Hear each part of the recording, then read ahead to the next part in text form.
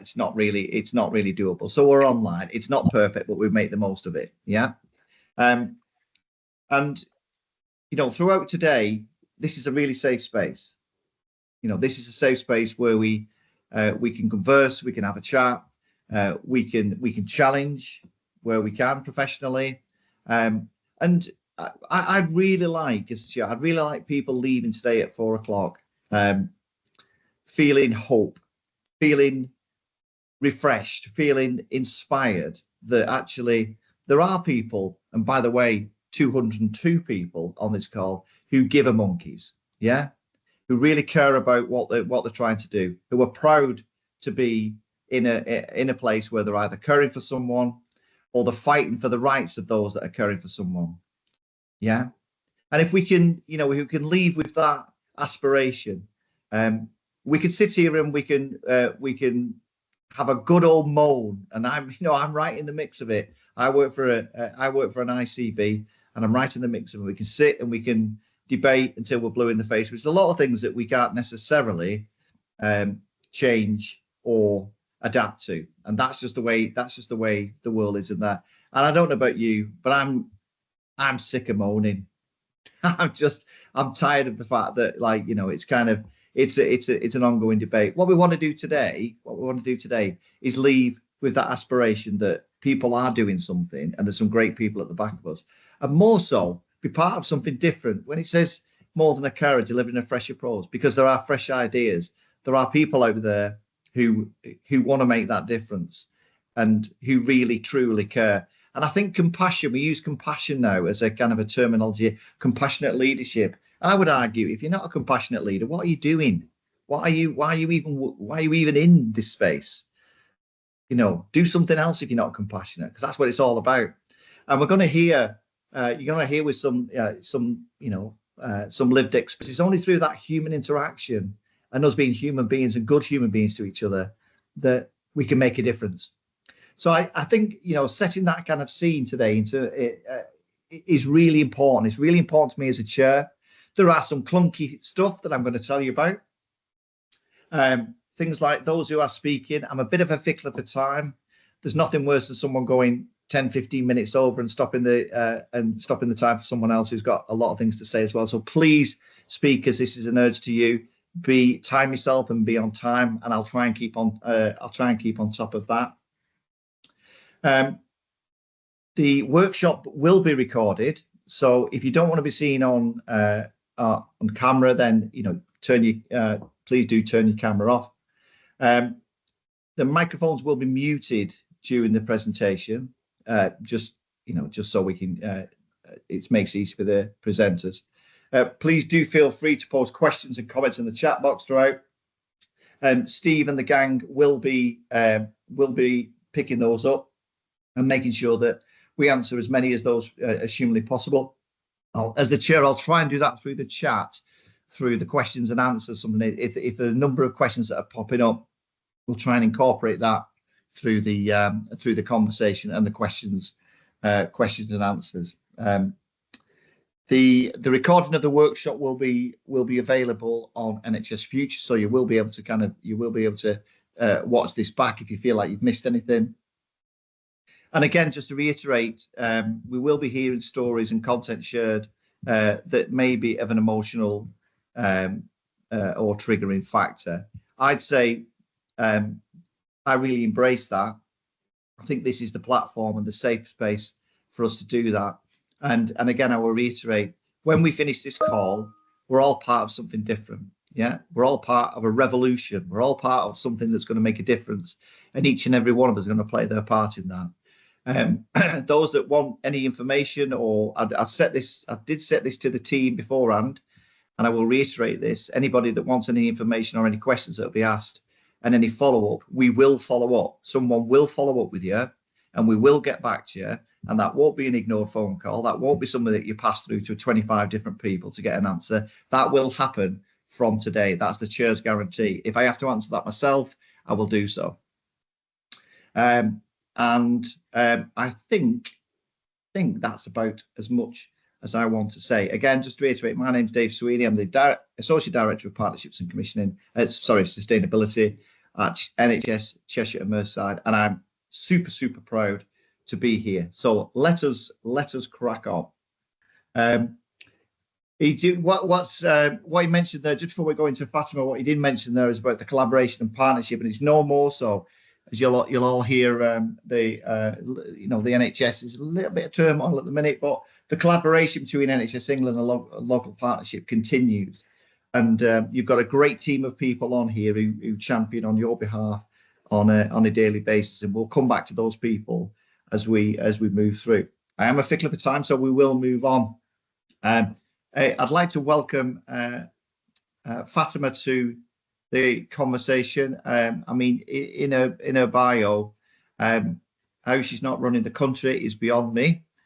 She's got a fantastic breadth of knowledge, regionally and nationally, leading complex change and transformation, various systems and geographies. Currently serves at West Yorkshire, inaugural inclusivity champion and advisor position, focused on addressing inequality as part of the MERS commitment to enhance equality and through the region. And Fatima, your people like yourself are going to be a key role in that kind of devolution debate. So that's fantastic to have you at the helm of that. Fatima has established a strong reputation and advocate for public and care involvement, compassionate leadership and inclusion. She has been consistently acknowledged as HSJ list of top most 50 influential leaders from ethnic minority backgrounds. Fatima is also an unpaid carer for her mum and clearly a legend. So with no further ado, I will pass on to you, Fatima. Thanks, Dave, and good morning, everybody. Up from West Yorkshire. It's really great to see you all. It'd be really great to stop sharing so I can see everyone's lovely faces, because I want to have a conversation. It's really hard on Teams, isn't it, to just talk at a screen? Whereas when Steve makes a call to action, first of all, you don't say no because it's Steve. But second of all, this is my carers family. This is what gets me through my day job every single day. And any excuse to hang out with my carers family will always get a yes from Fatima. In fact, I'm missing the integrated care board. They're waiting for me while I do this keynote. So why am I here? What do I want to talk to you about? Well, a few things. I think the first one is, we know that 1 in 3 of our NHS workforce balances work and caring responsibilities. We know that more people have got caring responsibilities than they've ever done before, including me. And, my weekend was spent running around like a headless chicken, trying to be the West Yorkshire inclusivity champion, trying to be a unpaid carer for my mum and do all the jobs that she needs me to do and support her in the things that she needs me to do, the things she tells me and the things that she doesn't tell me, because we know as carers, sometimes we don't always get all that information, do we? Trying to be a mum, because I'm a mum of 2 kids, and occasionally trying to be a wife. Now, why am I telling you all of this? Well, because I think sometimes, and one of the reasons why I started my journey as a carer was you lose the essence of who you are, because you spend so much time being devoted to other people, making sure that their physical and emotional needs are met, that you sometimes lose the essence of yourself. And I don't always think we talk about that sacrifice. So when the minister, who is an amazing as a warm-up act for me, I'm going to put that on my CV, acknowledges that commitment and says that carers are important, I think what I would argue even more is carers are the backbone of the NHS. They are the 4th emergency service that we don't talk about. They are the people that pick up the slack when no one else would. And we're there come snow, come sunshine, come Christmas Day, come Eid. We don't get a day off. We're always there. We're always picking up the slack. And, one of the things that I was reflecting on before coming to this sort of keynote was, what am I going to say? Well, I really like the fact that Dave talked about a social movement of change and delivering a fresh approach. And I think one of the things that we've really got to recognise right now is that we are at a crossroads in society, in the health and care system, and in all the changes when it comes to what kind of future do we want for the health and care system. And bad things happen when good people are silent. And I think now is the time more than ever for us as unpaid carers to make noise about the economic contribution that we make. Because I tell anyone who will listen that I save the equivalent of the NHS budget on top of my day job, that I actively contribute to this economy. In fact, I enable it to be sustainable, that I actually I'm really committed to supporting effective discharge and admissions avoidance, that I support a really challenged social care system to be able to be sustainable. And we don't always talk about the cold hard cash, do we, as unpaid carers, because we're too busy doing the job. But actually, folks, now is the time that we do have to say that. And I saw that the legendary Dr. Churchill is on this call, and thanks, Neil, for sending the link to make sure that I turned up on time. But he talked about the ministerial commitment to doing something different. Ministers are politicians and they will respond to public calls for action. And there's an opportunity for us as a network of very, very influential people to coordinate a call to action to make sure that carers are treated differently, not only in the 10-year plan, not only in the blueprint for ICB strategic commissioning, but for social care and for the economic strategy for the future of this country. Because if they don't think carer, it won't last. If they don't think carer, people will not be able to work. If they don't think carer, the NHS system will not be sustainable. So that's the first thing I wanted to say. The second thing is, I really believe in the importance of hope. And every time I join a conversation like this, I am always overwhelmed with a feeling of positivity and hope, because you are the people that make magic happen. You are the people that show, despite how hard it gets, despite how unsustainable it is, despite how dark it becomes, there is always hope.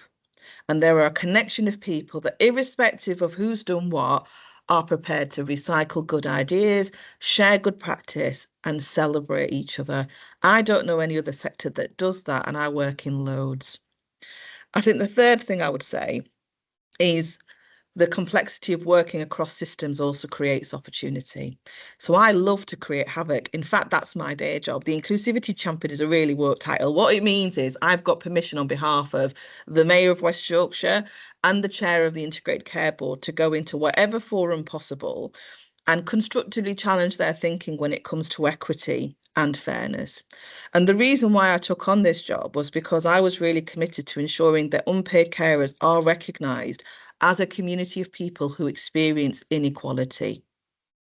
We need to be considered as part of our equality impact assessments. We need to be considered as part of every single service configuration. We need to be considered as part of every single decision that we're taking across our health and care system and beyond. And the reason why I work across the local government is because it isn't just the health and care system that enables carers to thrive. It's about the access to buses. It's about the access to housing. It's about access to education and skills in an inclusive way, recognising the exclusive skill set that unpaid carers develop as part of their caring role, and recognising carers as part of our workforce in every single sector. And I hope that my work speaks for itself in that sense. But if not, do Google it. The other thing I think is important to say is we are working really closely with our health and care system to make sure that we amplify and give people solutions to the problems. So I started this conversation by articulating some of the challenges experienced by unpaid carers, my own lived experience of that. The bags under my eyes speak for themselves. But what we also do is articulate the solutions to some of these challenges. So things like access to employers for carers as a challenge, as an opportunity for people to develop good practice in supporting, working and caring, and offering practical interventions to support people with the complexity of caring, because it is complicated. Sometimes it plateaus, sometimes it, unravels a little bit, but that's life.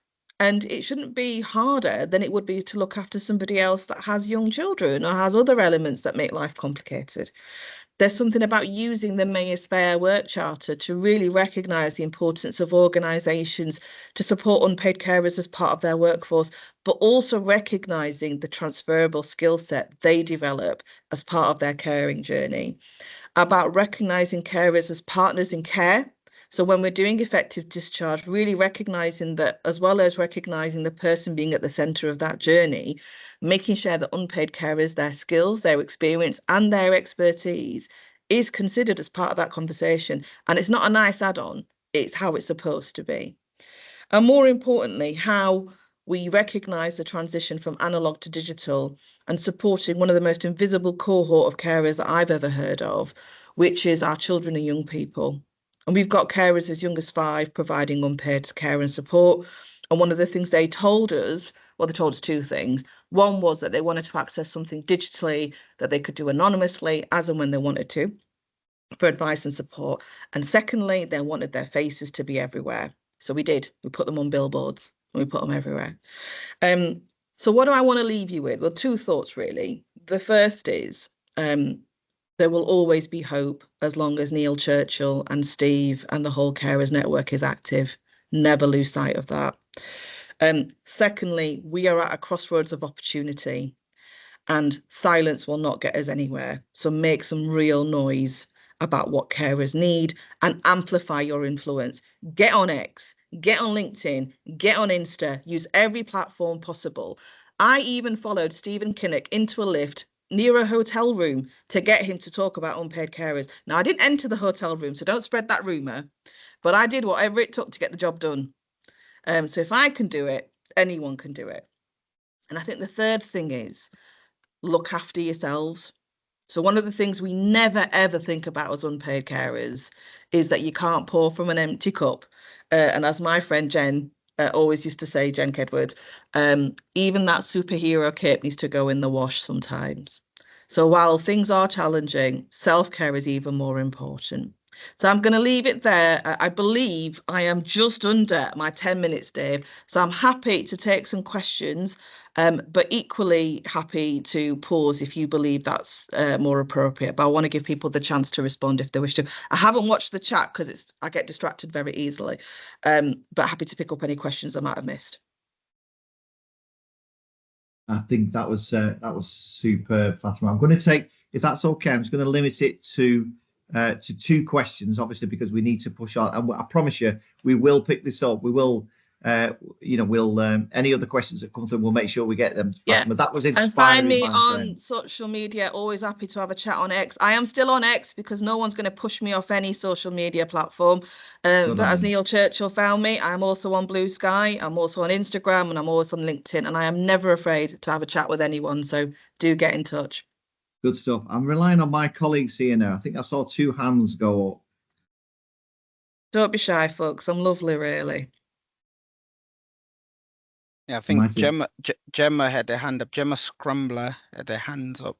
Come on down, Gemma. What do you want to say? No, I was just going to very quickly thank you for the passion and the difference you've made over the years and continue to make. And I come to these events battered and bruised by caring and working, and I get uplifted every time, and it makes a massive difference. So yeah, that's all I was going to say was thank you.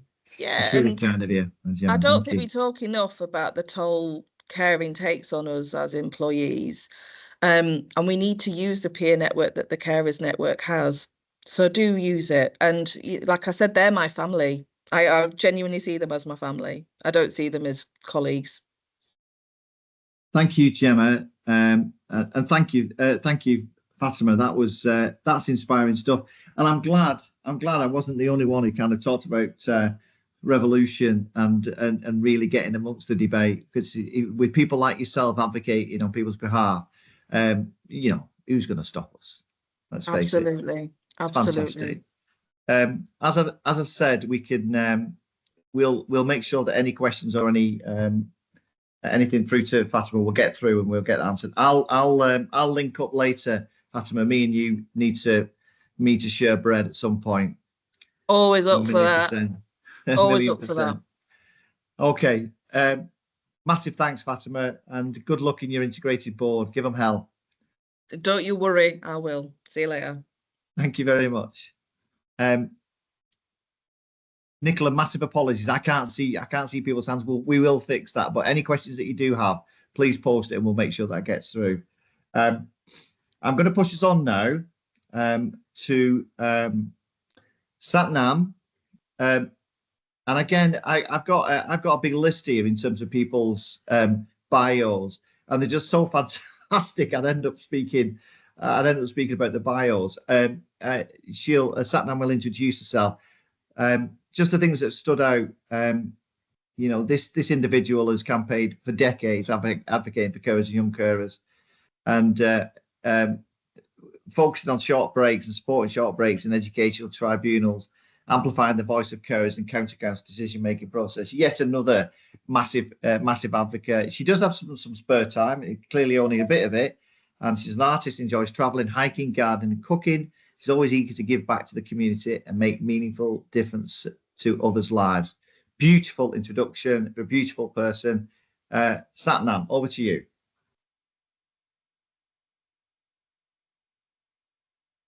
Oh, thank you so much, Dave. That was a brilliant introduction. And hello, everyone. Lovely to be here. Very honoured to be able to speak on behalf of unpaid carers in our country. And yeah, just wanted to tell you a little bit about myself, my background, and what my experiences have been so far, and how we can think about the support that unpaid carers receive through a fresh lens and across different services, so the NHS, county council services, social care, health, education, the whole lot. I'm a parent carer, but I'm not only a parent carer, I'm also a daughter, a granddaughter, sister, aunt, niece, cousin, mum to my two younger children as well. I became a parent carer 22 years ago when my eldest daughter was born. We had no idea that she had any kind of additional need before she was born. And the minute she was born, she was taken straight into special care. We spent 5 months in hospital. We were blue lighted to Great Ormond Street from our local hospital at a day and a half old, not knowing if she'd make the journey or not. She was then diagnosed with a very rare chromosome disorder. Life as I knew it, obviously it was going to change because I had a child, but actually it changed in such a direction that I was never able to go back to where I was before. She has very complex health because of her very rare chromosome disorder. She has very severe learning and physical disabilities. She's had over excuse me, over 20 surgeries, been under 8 different departments at Great Ormond Street. Now we are within adult services, navigating that same care in different hospitals across the county. But saying all that, she is just the most amazing young lady, you know, who has defied what her diagnosis said for her, and you know what it said she may become. She is the only living person with her chromosome disorder who has such complex health in addition to severe learning and physical disabilities. So she's charted her own case right from the beginning. It has been a balancing act, balancing all the different relationships I have and being a parent carer and providing such complex care, going from surgery to surgery, hospital to hospital. We were at Great Ormond Street possibly, gosh, every month without fail. My younger 2 children grew up there. There's only 4 years between my oldest and my youngest. So, you know, they were born as young carers. They didn't know any different. For them, even having play dates at home was really difficult.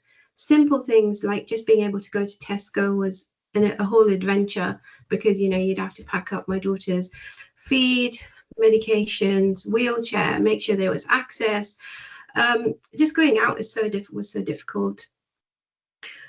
But, and you know, I need to really emphasize, you know, and what Fatima said as well, is that you know carers are under immense stress in providing that care, that you actually lose yourself. You lose who you were, and you lose yourself in just the frame of becoming a carer and forgetting that actually you're a daughter, you're a sister, you're a niece, you're an aunt, and just try to balance everything. But it's really more balanced towards carer, you know, so we're more than just that label. And what really helped and supported me during those early years was having a local carer service, which really provided the support that I needed at that point really empowered me to make the most of myself as a carer. They taught me how to build resilience as a carer, how to empower me to be able to advocate for my child. And that's why I went on and have gone on to advocate for other parent carers at all levels, been part of parent carer forums, been part of short break reviews at county level. And it wasn't only me they empowered. In the county we lived in, they empowered my young carers, my two younger children. You know, they were part of Young Carers Council. They were bringing in such beautiful initiatives, like just being able to go to the pharmacy and pick up a prescription for your sister because your mum's unable to do it. But following that through with the Young Carers Council and putting it into place and meeting other young carers who are in the same place as them. And that support, that organization, that helped me be more than just a carer. It helped me learn to be resilient as a carer, but it also helped me pick up employable skills.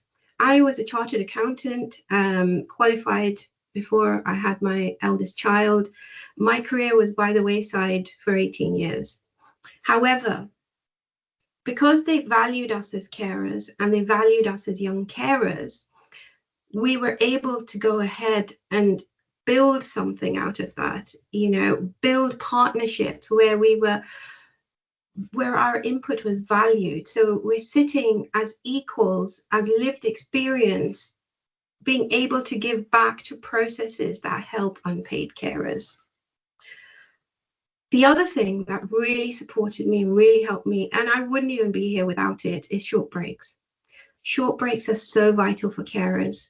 Short breaks that really supported us was having a special needs play scheme space, having a holiday scheme, having overnight respite. And I know when I speak to parent carers now and I say, well, you know, we had access to this is how I coped. They don't have access to that now. Overnight respite now is such a lottery where you live if you're told about it. I was actually offered overnight respite, so I never had to go and fight for it. Families now have to go tribunal to actually get into overnight respite. There are waiting lists for after school clubs, which are, you know, 6-7 months long.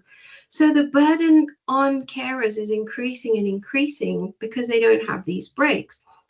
However, we know that social care budgets are, you know, being tightened, and we know that this is where the squeeze is coming. So it's time to take a fresh approach and to see how can we work across services, because when carers don't have those breaks and can't build those breaks in to be able to have a little bit of respite from their caring role, and, you know, without having that leading to burnout, leading to mental health conditions, that burden then falls on the NHS. You know, so a break in those social care budgets is having an effect in other places. So how can we look at, you know, building that service so that it's a key service, possibly funded across across education, health, social care, you know, so that the burden doesn't fall on one side, because these are key services for families and young carers. When my daughter was at after school club, when she was a holiday play scheme, and especially respite, that was the time I had to spend with my younger two to do such simple things like take the train into London and just be able to walk around without having to think about access, without having to think of medication, without having to think about the care aspect. They could just be normal 5 and 6 year olds, and I could just be a mum, even if it was just for a few hours. Made such a big difference. So fantastic. The other thing I really want to talk about is the mental health of parent carers. And I've seen this in myself and I've recognized it. And when I read the research that Professor Adwaya has worked on at the University of Birmingham as part of and also part of a national working group between 2022 and 2024 around the triple PTSD that families, parent carers face, and that is past, present, and predicted. And we can see that so well work in play now if we just look at welfare cuts, because the welfare cuts, when they were going, we think they may come in, is a predicted stress for families, because they're already thinking, parent carers are thinking, oh no, if we lose PIP, we're going to lose carers allowance. How are we going to manage? And just yesterday we heard that actually they may not go through. So you're rowing back on that. But it's these small stresses that add up with the major stresses that you have that cause this, this trauma and this continued kind of relentless emotional balancing act that you have to endure. And also, just to highlight that part of her research in a study highlighted that 42% of the group that that was participating in the study, who were parent carers, had suicide ideations during the time they were caring. And that is such a stark stat. Parent carers are also not currently part of the national strategy on suicide. So going forward, valuing parent carers in general, and looking at where they sit in these national strategies is so important.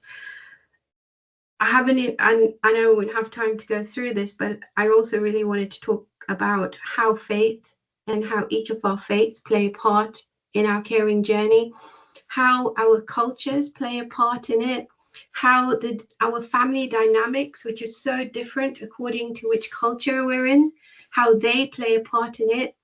And we run a support group in Leamington called Inclusive, where we support 60 Sikh families, and they are just so happy to have someone to talk to who can understand from their point of view the stresses of being a parent carer whilst being in your faith, and whilst understanding the particular dynamics that our culture brings, our faith brings, and how our families are set up. Because a lot of families live with their extended family, so the dynamics are so different. And universal services may not always recognize that as well. So I just wanted to close in saying thank you so much for giving this platform to me, so that I'm able to talk a little bit about the stresses that parent carers face, and carers in general, but the particular bit that parent carers face, which I really am passionate about bringing to the fore, and hoping that with a new approach and a stronger approach and an across services approach, we can look at this in a different way to create the right support for unpaid carers and young carers. Satnam, thank you very, very much for that that passionate kind of embrace of what clearly a lot of people are going through. You put that in such an emotive way, but in a really professional kind of smiley, I'm going to do something about this way, which I absolutely love. There's a number of points in there that we will pick up through the day. One key point, Steve, is just that something we'll come back to, and perhaps something that Emily, our next speaker, will touch on. It is not right, nor is it good, nor is it even sustainable for the approach and the offer that you've got to be based on the colour of your wheelie bin. It's the fact that inconsistency across the patch is not good enough. It's as simple as that. So it's a key point that I want us to it's a key political and kind of policy point that I want us to keep hold of. Satnam, thank you very much. I hope you're sticking around. Your input's been fantastic already. Please do so. Just in terms of time, I am going to move us on. We have got a packed agenda. So Emily Holzhausen, I'm hoping. Emily is our keynote speaker today. We've got again, I've just brought Emily's bio up, and I mean, dear God, the people and the breadth of the kind of knowledge and experience that we've got on this call today is fantastic.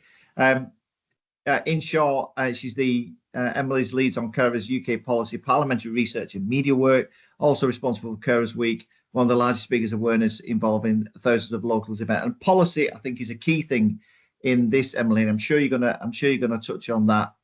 She's been at the Carers UK since 1996 and is one of the country's foremost experts on carers issues. That I have no doubt. Emily, can I pass over to you, please? Thank you so much. I mean, what a morning.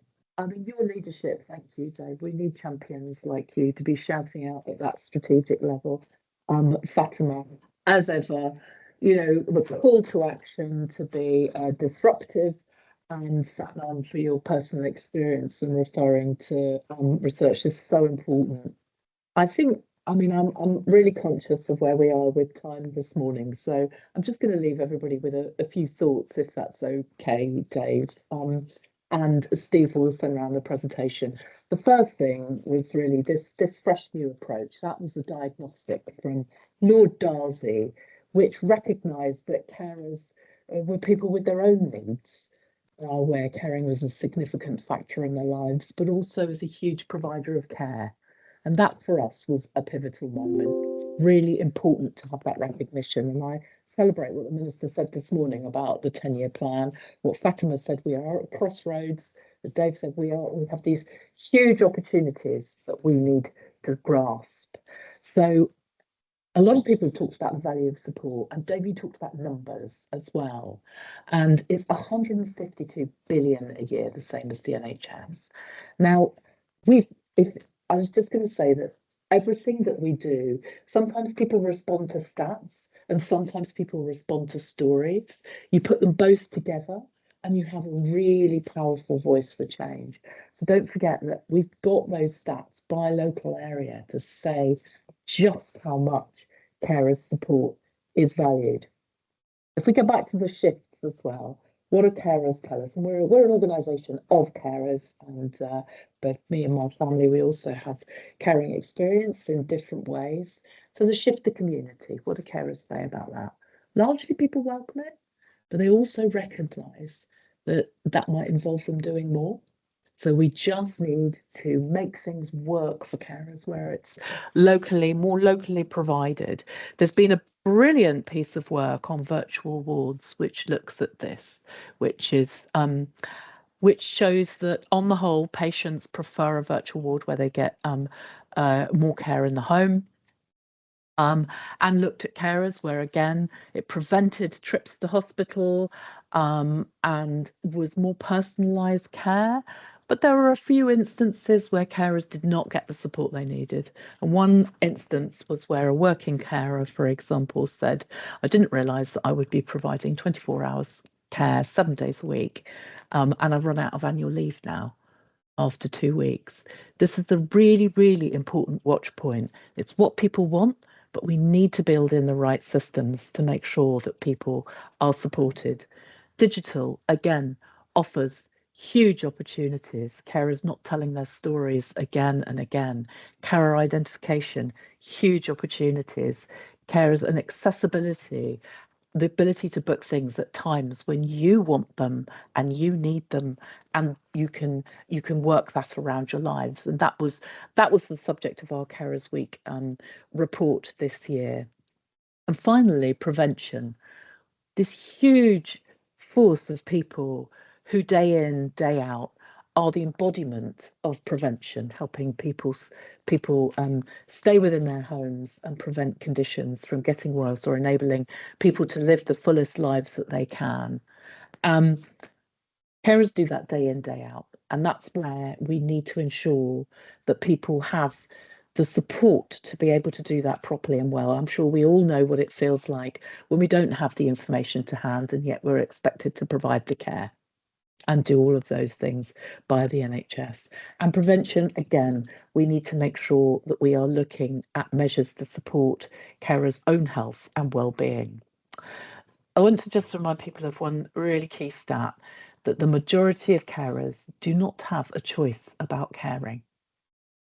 When we know that, and that's largely because the care options are not there.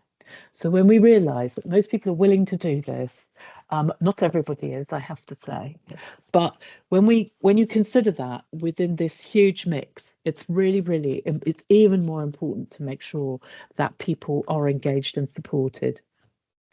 I want to give a bit of a shout out to the GP patient survey, which is a hugely important source of data, shows us the health disparities by local area, nationally and locally. Nationally, there's an 11% percentage point difference in health and well-being between carers and non-carers. And this year's Carers Week research, 48% of current carers have developed a health condition or a condition has got worse whilst caring. So it's really, as I said, it's really, really important to remember that balance. 1 in 3 NHS workers is an unpaid carer. Hugely important. We've got stuff on that later today. And we've heard about broader responsibilities. People are not just carers, they're more than carers. They're partners, they have children, they have other relatives. It's hugely and work. And for people who aren't able to make that challenge, 600 a day, give up work to care.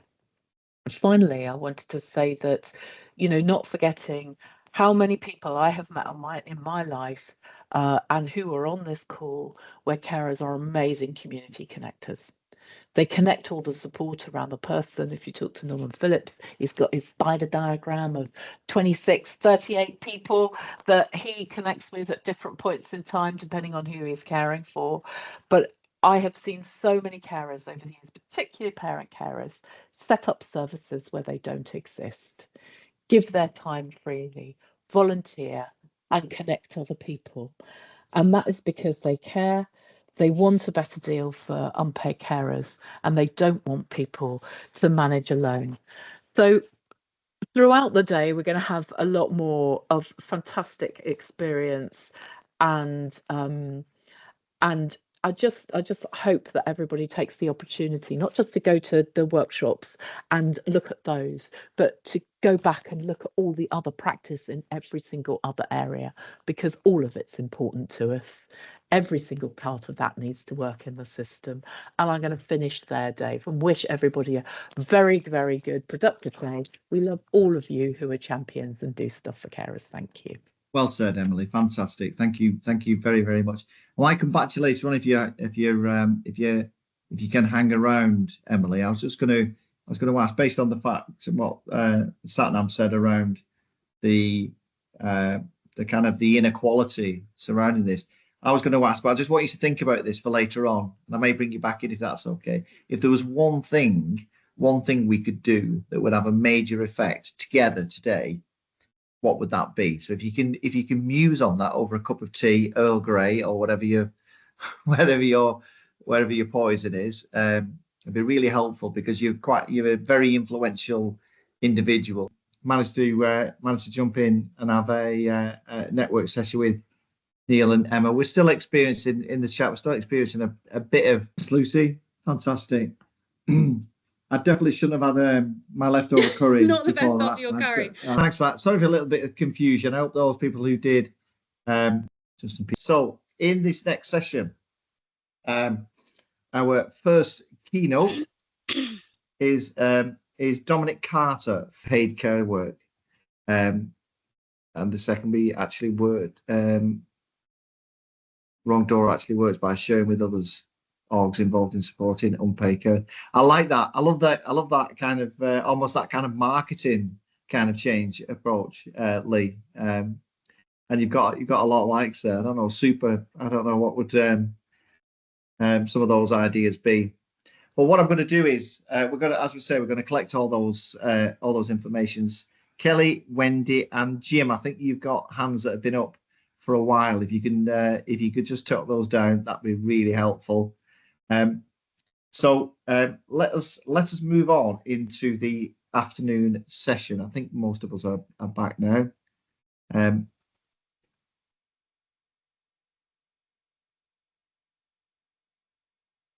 Wendy, is you all right? Okay, I think you've gone now, Wendy. I don't want to leave you out, Wendy. If you had something important to say, I'm really sorry for pointing that out. Okay, so in this next session, our first keynote is Dominic Carter from Carers Trust, and Dominic's going to introduce a focus on national policy and developments, and then we've got some opportunity to put Dominic through the ringer, as it was, and I'm sure he'll be fine with that. in terms of some Q&A. Dominic's the Director of Policy and Public Affairs at Carers Trust. He has a dozen years experience. I think that's a great way of putting it. You look too young and handsome, Dominic. I always say that for centuries. Dozen years experience working in roles across health and social care, particular focus on community-based support, data, end-of-life conditions services.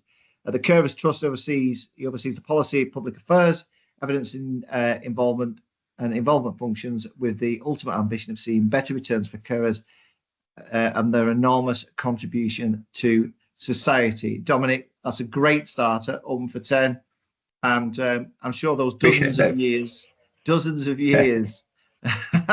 I'd be saying not a dozen. Over to you, Dominic.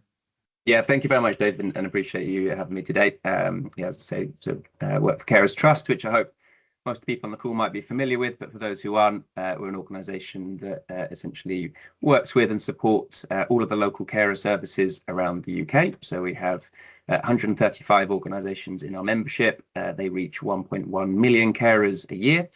So in our team, we're blessed with hearing from those organisations and from the people they support as to some of the good things that are happening, the great practice, as well as a lot of the challenge. And part of the reason for why I do this job is because I had experiences of being a young carer and then an adult carer, but also within those dozens of years of experience, every role that I've been in so far, carers have always been the kind of golden key. They've always been the ones that have actually been able to allow things to continue, to really be a sort of supporting mechanism. And so really, I want to be able to focus in my talk on some of the theme of today around that. And so my talk will focus on three aspects. One, carers as more than a label. Another, carers as more than a system safety net. And the importance of improving on the offer currently put to carers. And we're under the theme of more than a carer because that phrase matters. And Steve, could I have the next slide, please? Because too often unpaid carers are seen through a single lens, the helper, informal supporter, assistant safety net. But if you step into the world of a carer, you see something entirely different. And that's what is on the screen in front of you, something that one of our local services did with a set of carers to really understand the different parts of their world, their lives, and what they do to be a carer. The theme means challenging systems that currently rely on carers while refusing to properly include them or give much back. It means recognising carers not as support roles, but as system partners, navigators, connectors, coordinators, and often designers of workarounds that keep services running. And I think it means asking, how do we use big policy change to redesign our approach to health and care? Not just to include carers as delivery partners, but to value support and actually learn from them. If we're serious about reforming health and social care, and whether that's through the NHS 10-year plan, the Casey Commission, or increasingly devolved neighbourhood-led approaches, nobody wins if the system treats unpaid carers as a side note. Have the next slide, please, Steve. So we talk a lot about identifying carers, but what if the problem isn't who we're missing, but how we're looking? So right now, systems rely on the word carer, and I've seen just in the chat now a lot of debate about the sort of terminology to unlock support. It's well-intentioned and a way of recognising hidden roles, but it doesn't fit everyone, and more often than not, it doesn't serve them either. Because it's not how people introduce themselves, it's not what most people feel defines them, and yet crucially, without this label, they're often left out. No access, no visibility, no support, no label, no help. But once you do accept the label, you often find your identity has been flattened by it. People care while being many things at once, a partner, parent, a professional, or like Lady Gaga, who cared for her dad, maybe even a pop star too. An earlier Satnam referenced how important faith and culture were too. The moment we ask them to tick a box, we risk boxing them in. And that matters, especially now, because we're heading into a time of deep policy shifts. The aforementioned 10-year plan, the Casey Commission, reshaping of NHS England, and looking beyond health, legislations in the pipeline on welfare reform, immigration, assisted dying, employment, all of them touch, whether directly or indirectly, on the role of unpaid care. And in all of that, we have a choice. We can carry on with a system that gatekeeps by label, or we can build something better, something that recognises care without demanding people reorder their identity to access it. When we define care too narrowly, policy misses the full picture, and practice misses the person. Let's be clear, carers are not a monolith. Race, gender, class, age, disability, language, and culture all shape how care is experienced, expressed, and understood. And it means recognizing this truth. Caring is not rare, it's not niche, and it's not other. It's something most of us will do or receive at some point in our lives. It's not a badge some people wear, it's part of being human. And when we start from that truth, that care is not the exception but the norm, we open the door to inclusive and human systems that are hopefully more responsive to the sheer demands that fall on some people, many people, which actually we should never accept as normal. Can we have next slide, please, Steve? Now I'd like to think of carers as people as well as building blocks and partners in the system. Now, let's be honest, carers aren't waiting to be empowered. They're already doing the work. They're patching gaps, streamlining chaos, building networks, and improvising in ways that many of our best policy designers would struggle to replicate. Every day, unpaid carers are delivering the very things we ask of our system leaders: integration across silos, resourcefulness and constraint, and real-world decision-making under pressure. Where the system sees bureaucratic bottlenecks, they see workarounds. Where we pilot joined-up thinking, carers do joined-up living. Across health, school, housing, work, and emotional care. Innovation is happening at the kitchen table all around us. Much of the system just hasn't caught up. And that's a missed opportunity because carers aren't just an at-risk group. They're valuable partners, and more than that, they're experts by experience and design. But frustratingly, we don't capture it.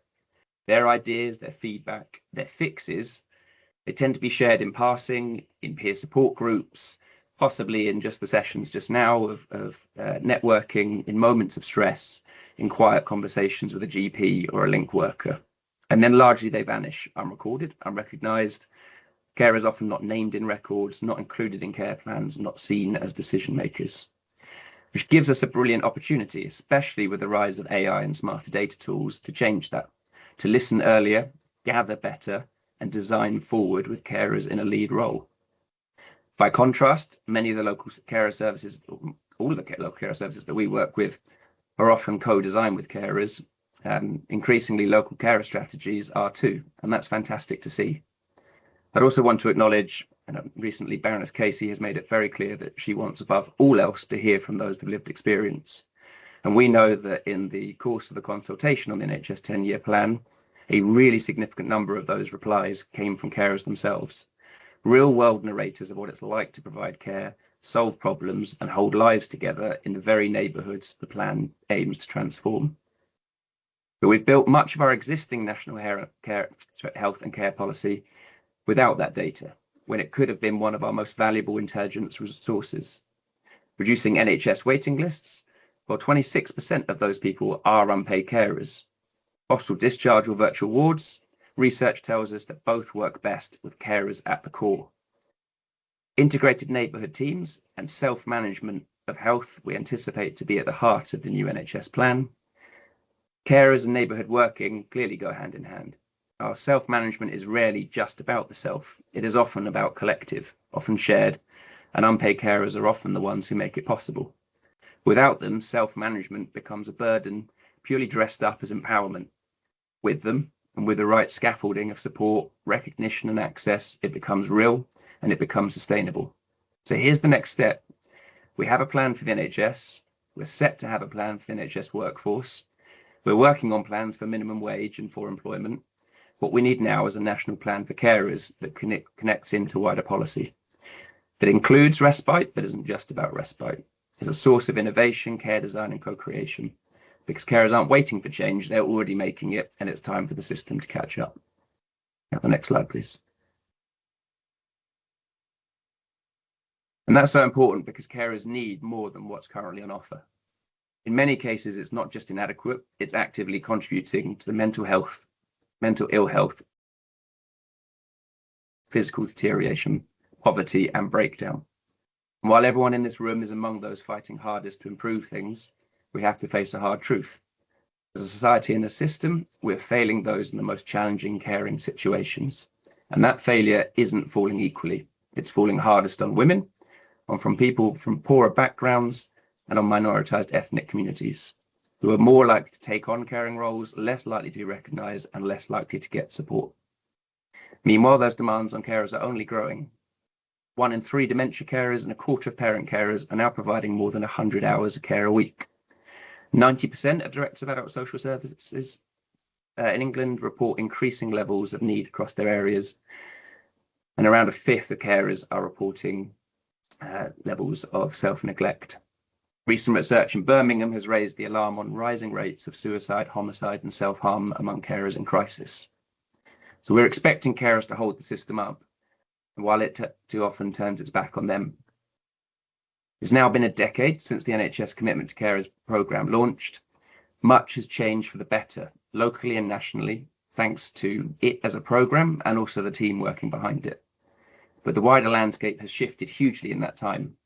Population, expense, complexity, need all up, but support often static or shrinking, both in volume and variety as budgets have been eroded. Carers, as we know, don't want medals. They want to be seen, trusted, resourced and rested.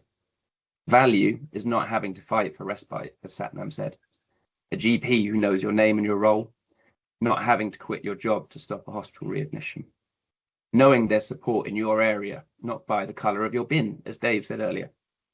And this is why local services matter, not just in theory, but in the most practical, human ways. Lots desperately need that tailored hands-on intervention. It's support to get to the clinic, it's a break that doesn't take months to arrange, or involve putting the person they care for in an assisted unit. It's a phone call when you're drowning, not when you've already sunk. So if we want to get serious about reform and about policy change, we need to start with that experience. You mentioned before, Dave, if we have one question for people in positions of power, I would ask what makes a difference, ask them what would make a difference on Tuesday morning if they were supporting someone and the care package fell through, or that they hadn't slept at all that night. That's where you find the real levers of support. And that means building community-based support that doesn't wait for crisis, peer groups, navigators, local hubs, recognizing that practical support is emotional support. A carer who isn't carrying everything alone is not only more stable, they're more confident, more resilient. Funding grassroots, trusted, relationship-based organizations, the ones who know carers by name, not by a reference number. Services in our own network receive, on average, just £91 per registered carer per year. And yet they deliver emotional support, practical help, community connection, crisis intervention. Sometimes pigeonholed as voluntary sector, sometimes as social care. They are, in truth, I think, mini anchor institutions. Often decades of learning to get to where they are today, decades more learning from each other on what works best. But the sustainability of many of them are at risk, experiencing a 13% real terms cut since 2021. At the same time, costs have skyrocketed. And let's stop relying on the ostrich effect, the habit of pretending caring will never touch us. Let's retire the hero narratives, which often feel good, but can excuse us as a society from doing more. Carers need a better offer from the deal or no deal banker. And that starts by showing them they matter, not just in principle, but in practice. Now, only 2 weeks ago, 100 MPs came to talk to carers in Westminster as part of Carers Week, while hundreds more local areas held events, activities, and moments of celebration. People in their thousands dedicating recognition and thanks to what carers do. Our Prime Minister, down to our neighbour, has experience of care, and I think we can use that with the energy, heart, and determination of those in this room helping to lead the way. Thank you.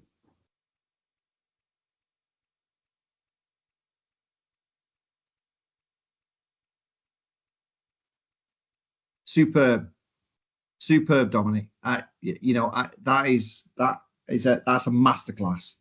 That is right there. Listen, everyone. We're going to run over, right? I've been a terrible chair. It's almost vanity impossible to cut people off in terms of where they are. There's so much passion and energy in the room. I just don't care anymore. Right, we're going to run over, and that's just the way it is. And we're going to get everybody in. Everybody's going to have their say. There's just in terms of question. I'm really keen to kind of go through our speakers and get a general feel. What I want to pick up later, though, Dominic, is your use of policy there and use of the future.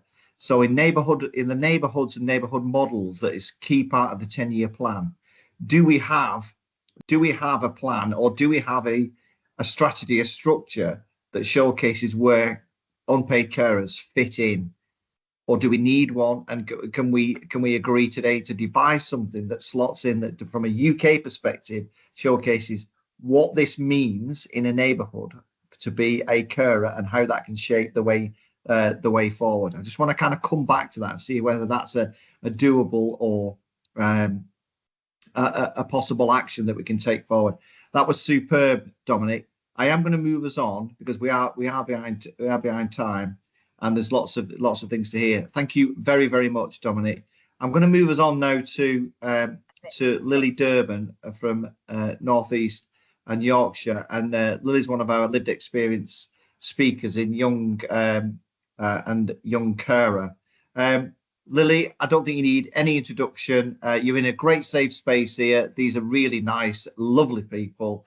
Over to you, Lily. Thank you. Hiya. Thank you. Hiya, I'm Lily Durbin. I was a young carer and I'm a PPV partner. I was a young carer for my brother Harry until he died in 2021. I was always involved from a young age with his care, but I probably started taking care responsibilities on from about 9 years old until I was 14. I assisted my parents with his care. I talk about my life and experiences, but also Harry's life in memory of my brother, but also because I wish there'd been more support for 14-year-old me. Today, I'd like to talk about some of the struggles I faced as a young carer, what would have helped me, and what did help me as a young carer. I've just listed some possible triggers below. Next slide, please, Steve. What it's like to be a young carer. I love being a young carer. Sorry, I'm getting nervous. I'll just take a breath. I love being a young carer for my brother, but it did take a toll, not only mentally, but physically. Between all the manual lifting and seizure watch, where I'd be up several times a night to monitor his seizures, it did take a toll on my body. I developed muscular and joint pain and acute anxiety and panic attacks. It also meant I had a different perspective to all my friends and peers, which alienated me, especially during his end-of-life care. When your brother's dying, you don't really care who said what and who's dating who. For my friends, it was a big part of their life, and my lack of interest hurt them. Saying no is a big thing too. The more you say no, the fewer things they invite you to. It feels like you're in a constant battle with friends or family. Next slide, please, Steve. I've just highlighted here the main issues that I faced. I wasn't seen as a key individual to his care when I was a key individual at home. 3-letter acronyms. It wasn't just me that struggled, even professionals struggled to remember all the acronyms. Not being told the truth about Harry's health. I really struggled with my education as a result of being a young carer. I had a lack of trust in authority, doctors and nurses, but they also had a lack of trust in me. Steve, next slide, please. Here are some of the positives and what worked really well for me as a young carer in healthcare. Martin House Children's Hospice. I cannot stress how important they were to the quality of not only Harry's life, mine and my family's also. They were the first people to ask how they could support all of us. Martin House really cared for you in ways you didn't know you needed. They took care of the basic but necessary things, allowing us to breathe and focus purely on Harry. The environment is not like hospital, which makes it much more relaxing. They were able to personalise his care to what he needed, rather than preserving his life, focusing on the quality of his life over the length of his life, which was really important to us and to him. There was no hierarchy between the staff. All staff were friendly and involved. You knew everyone by their name. The cool rooms, they allowed us time to say goodbye and to make lasting keepsakes with specially trained art staff. Here's an example. They think about everything that you won't necessarily, it's blowing it out. They think about everything that you don't have time to think about. And now we're all really grateful that we have these keepsakes because it is something that we treasure. They supported all of us, and the doctors spend so much time with you. No questions are too much. They try and answer every question to the best of their ability. They have so much more support than just the person that they're caring for. I was supported massively during bereavement. They had sibling groups for young carers, and then a bereaved sibling group. They also gave me support by providing me with talking therapy. They have art therapy rooms, music rooms, and a Robin and Claire, the chefs. I spent the most time with Robin, yapping at him and watching him cook. I mean, I learned life skills at Martin House and how to cook, and I think that's what I mean by everyone is involved and there's no hierarchy. Everyone is important as everybody with the staff at Martin House, and that is really important. Next slide, please. Just some areas where I wish there was more understanding. Young carers often have a different relationship than, well, in my case, it was my sibling. So we have a different relationship than other siblings might do due to responsibilities I had, like nappy changing and bathing. The phrase acceptable responsibilities should be used with care. Yes, it's not ideal that situations where I'm having to bath him are occurring, but it is happening, and I didn't see it in any other way than a job to be done, like a parent changing their baby. However, when it was brought to my attention the appropriateness of my responsibilities, it caused feelings of shame. I always tried to keep it as dignified as possible for him. And I guess the nurses were looking at it from a perspective that he was a 13-year-old boy. But from our perspective, with his illness, he hadn't gone through puberty, and he wasn't at the stage of being a 13-year-old boy. And it was like changing a baby. And it just was one of the roles that I had to do. And I felt quite upset that maybe I'd done something very wrong. Trust. I often administered Harry's medicines. I'd be supervised, and like my dad would draw up the correct dosage, but I would administer them throughout the day. Even if I had been feeling a bit down, I never would have taken his medicines, regardless of how I was feeling. I knew how much he needed them, and I never would have dreamed of depriving him of them. I also understand your point of view and needing to ask and make sure that nothing is happening that shouldn't be happening, just the way you ask could be altered. Next slide, please, Steve. It's okay to admit you don't know. I had quite a traumatic experience at the end of his life where we called in the doctors, and because we didn't think he had much time left, and I said, I've not seen him like this before, he seems really different. And they said, oh, no, he's definitely got a few more weeks, you don't need to worry. He then died 36 hours later. For me, I think if you don't know, it's okay to say you don't know. Even I understand from your perspective that some people might be very frustrated with you not knowing, even if you were just to say, I'm really sorry, I don't know, let me come back to you, or it's too difficult to predict. Dr. Ross at Martin House always managed to get it right. We constantly asked how long he had left, and he always stressed that you can never predict these things. However, in my experience, children Harry's stage of deterioration can carry on for this long, but he always stressed that it's impossible to predict and you can't make any decisions based on this. This also applies in respite situations. We'd rather you bother us, and when you're not actually bothering us, but people think that they're bothering us, than endanger the person in your care. A situation occurred when Harry was in respite. This was not a Martin House. It was before we were referred to them. And his care notes said that he could only drink Ribena, not thickened water. This was purely because he wouldn't drink thickened water. But they ran out at his respite place, and they didn't manage to tell us till later that evening. So he went a whole day without a drink. And my parents said, well, you're going to have to give him thickened water. Because you need 2 doctors to sign off on any decisions on care notes, they couldn't listen to my parents and their decision. So it resulted in him going a whole day without a drink. Whereas really, if there had been a bit more communication, they said, oh, I'm really sorry, we've run out of the Ribena, we're not sure how it's happened, and we could have got the Ribena to the respite place a lot sooner, and that wouldn't have happened. Next slide, please, Steve. Education and school. Attending school is increasingly being found as a difficult experience for most young people. Many young carers often experience this too. School is made for certain types of learners and people. Young carers, along with many other young people, don't fit the mainstream school mould. Sadly, as a young carer, school isn't our priority. Our priority is the person we care for in front of us, demanding our attention, asking for help with basic needs. It's even harder to engage with school when we aren't supported, and it's clear the educational system wasn't made for people like us. Finland is said to have the best educational system.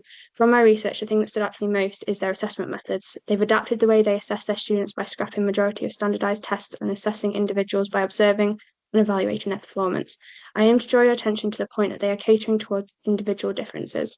Their system acknowledges and supports difference. This allows for equal opportunities and greater success. This is where our education system goes wrong.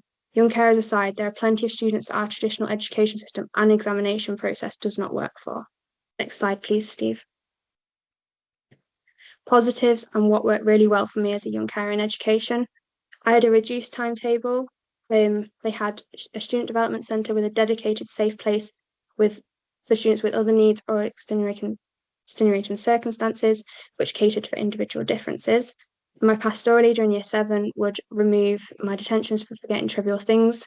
One time I sent my brother with my planner to school, and I took my brother's planner to school, and the teacher, I'd done something well in class, they asked for my planner, I handed it to them, it was the wrong one, and it actually resulted in me getting a detention and being rewarded for what I'd done well.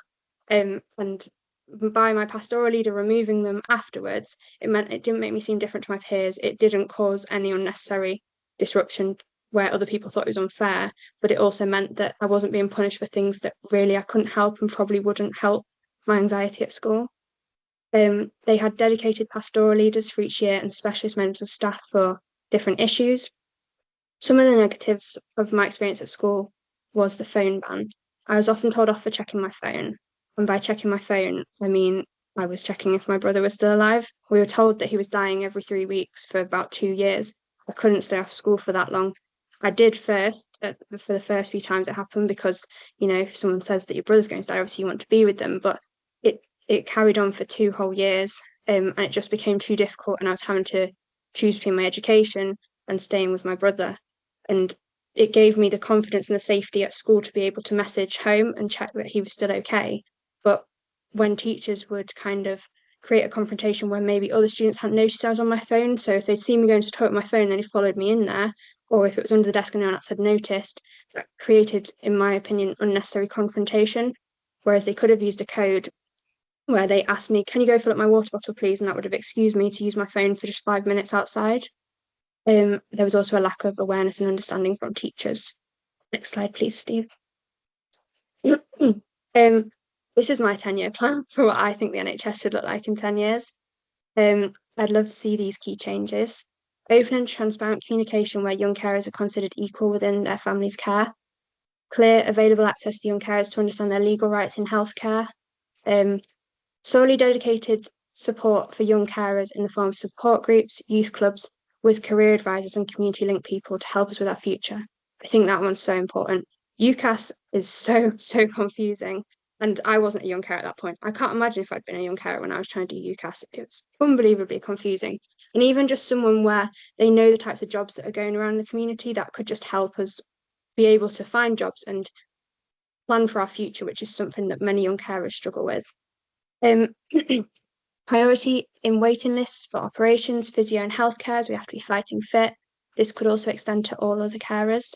Hospices rely heavily on charitable donations. I believe it should be fully integrated into the NHS's budget. From talking to different carers, it is my understanding that Martin House is a very rare place compared to other hospices. I really believe their model should be replicated everywhere. School and health services working together to see young carers as a whole. If the school knows you're a young carer, how are they making sure you have support? Identification and support starts with your GP. How are schools communicating with GPs? When you're sick at work or if you need time off, you get a medical note. And when I needed a reduced timetable, it took them a long time because they needed to make sure that was the best thing for me. If they'd have had support from GP to maybe help them with that decision, then they might have felt more secure in their decision to give me a reduced timetable, which ultimately would have lessened my stress.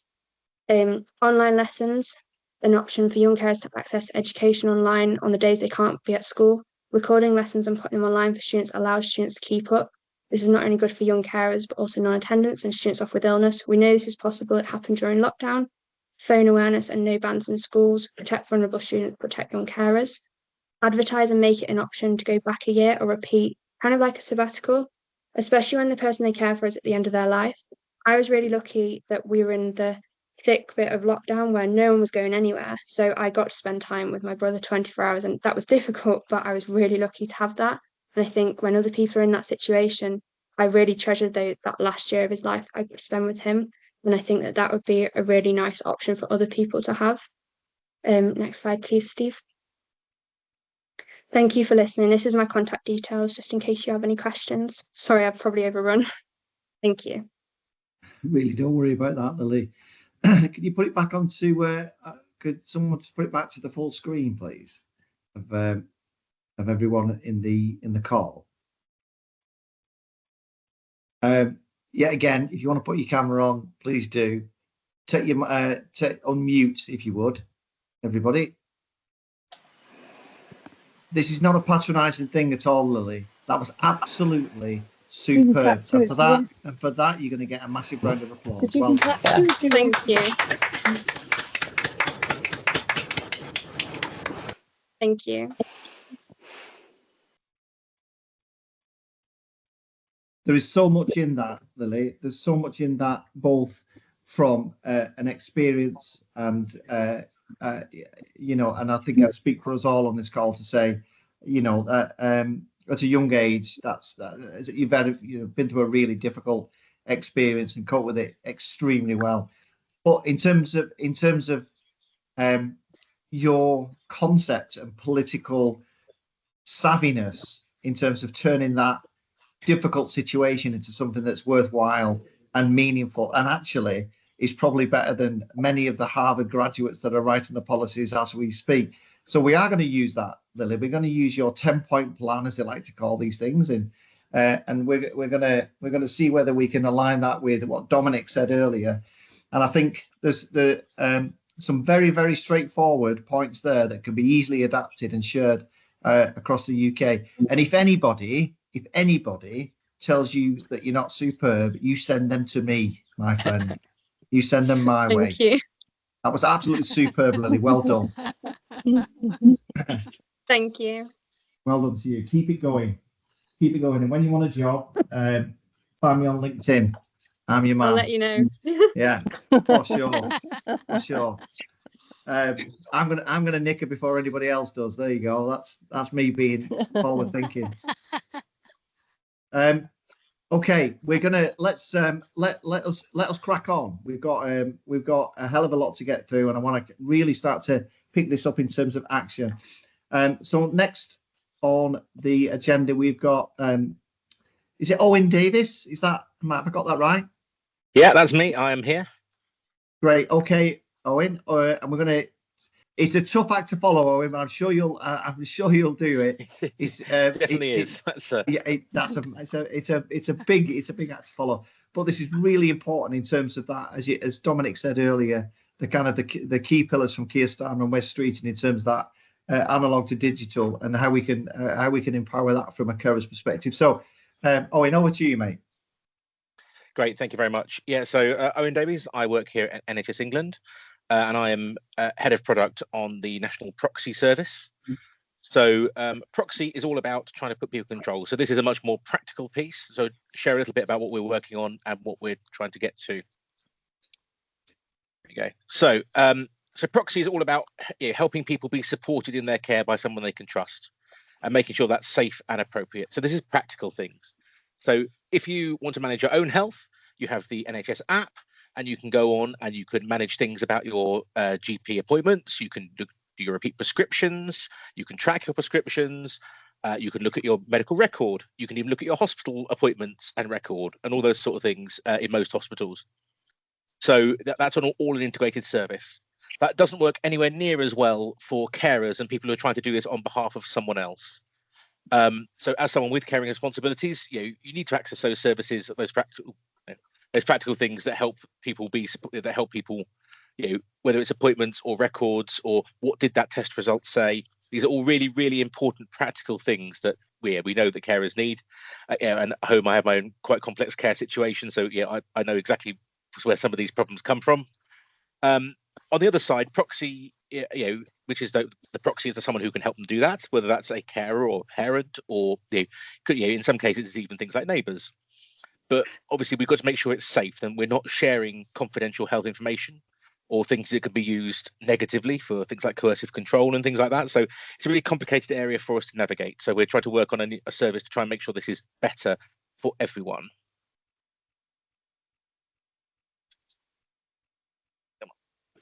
There we go. Yep, so it's very widely applicable. So we're focusing on proxy because it affects so many people. Obviously, there's the around 6 million people going to argue with me about that, no doubt.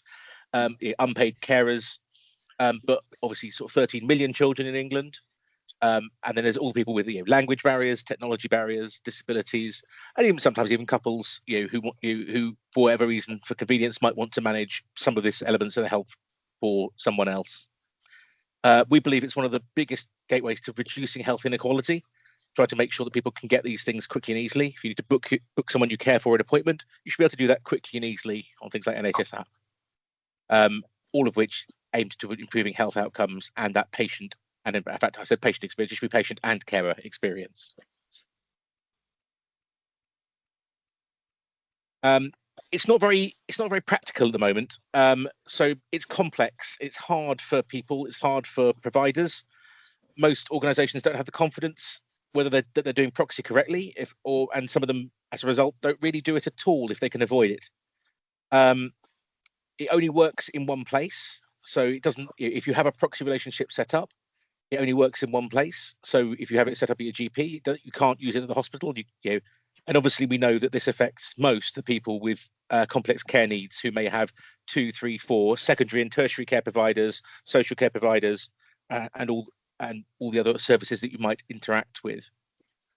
So the relationship doesn't follow you, and what you can do is fairly limited. So proxy access already exists on things like the NHS app, but you can really only do appointments, repeat prescriptions, and record access. So that's what we're trying to work through, and then that means people aren't getting consistent care. You can't do all the things you can do for yourself, you can't do for someone you care for. So that brings people back to the phones, that increases burden on the providers, and makes everyone's experience a little bit worse. So we've engaged on this quite widely. I don't propose on running through this entire list, but we've engaged across most of the professional bodies, including RCGP, RCPCH, GMC, all those sort of people, and they're all quite supportive of how we're working through this. But broadly, it breaks down into sort of four stages. So someone requests a proxy, so that could be the patient that requests it in some cases, but in most cases it's the proxy who's the person who asks. It needs to be granted, so there's a risk-based approach in terms of trying to grant that access. Someone has to approve that and just say that yes, that is a good idea. I mean, I've seen the word safeguarding fly past in the chat on the side there, but yeah, absolutely, we need to make sure that it's not part of a coercive control relationship and those sort of things, or at least that we've got reasonable risk controls in place. You need to be able to use it. There needs to be useful things that you can do. There's no point in having a proxy to be able to act for someone if it's not useful. And then we have to be able to manage that, because relationships change over time, needs change over time, and sometimes proxy relationships need to change, start, end, all these things that need to happen during the process, or even be added to a new place, so a new hospital or care setting.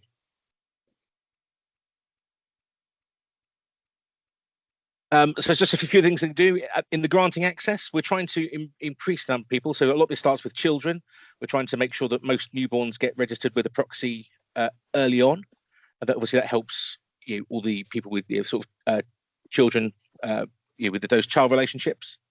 We're trying to improve the workflow to make sure there's better decision support, so that people know when's it appropriate for a proxy, what are the risks, how do I manage those risks appropriately, and make sure we've got things like time bound.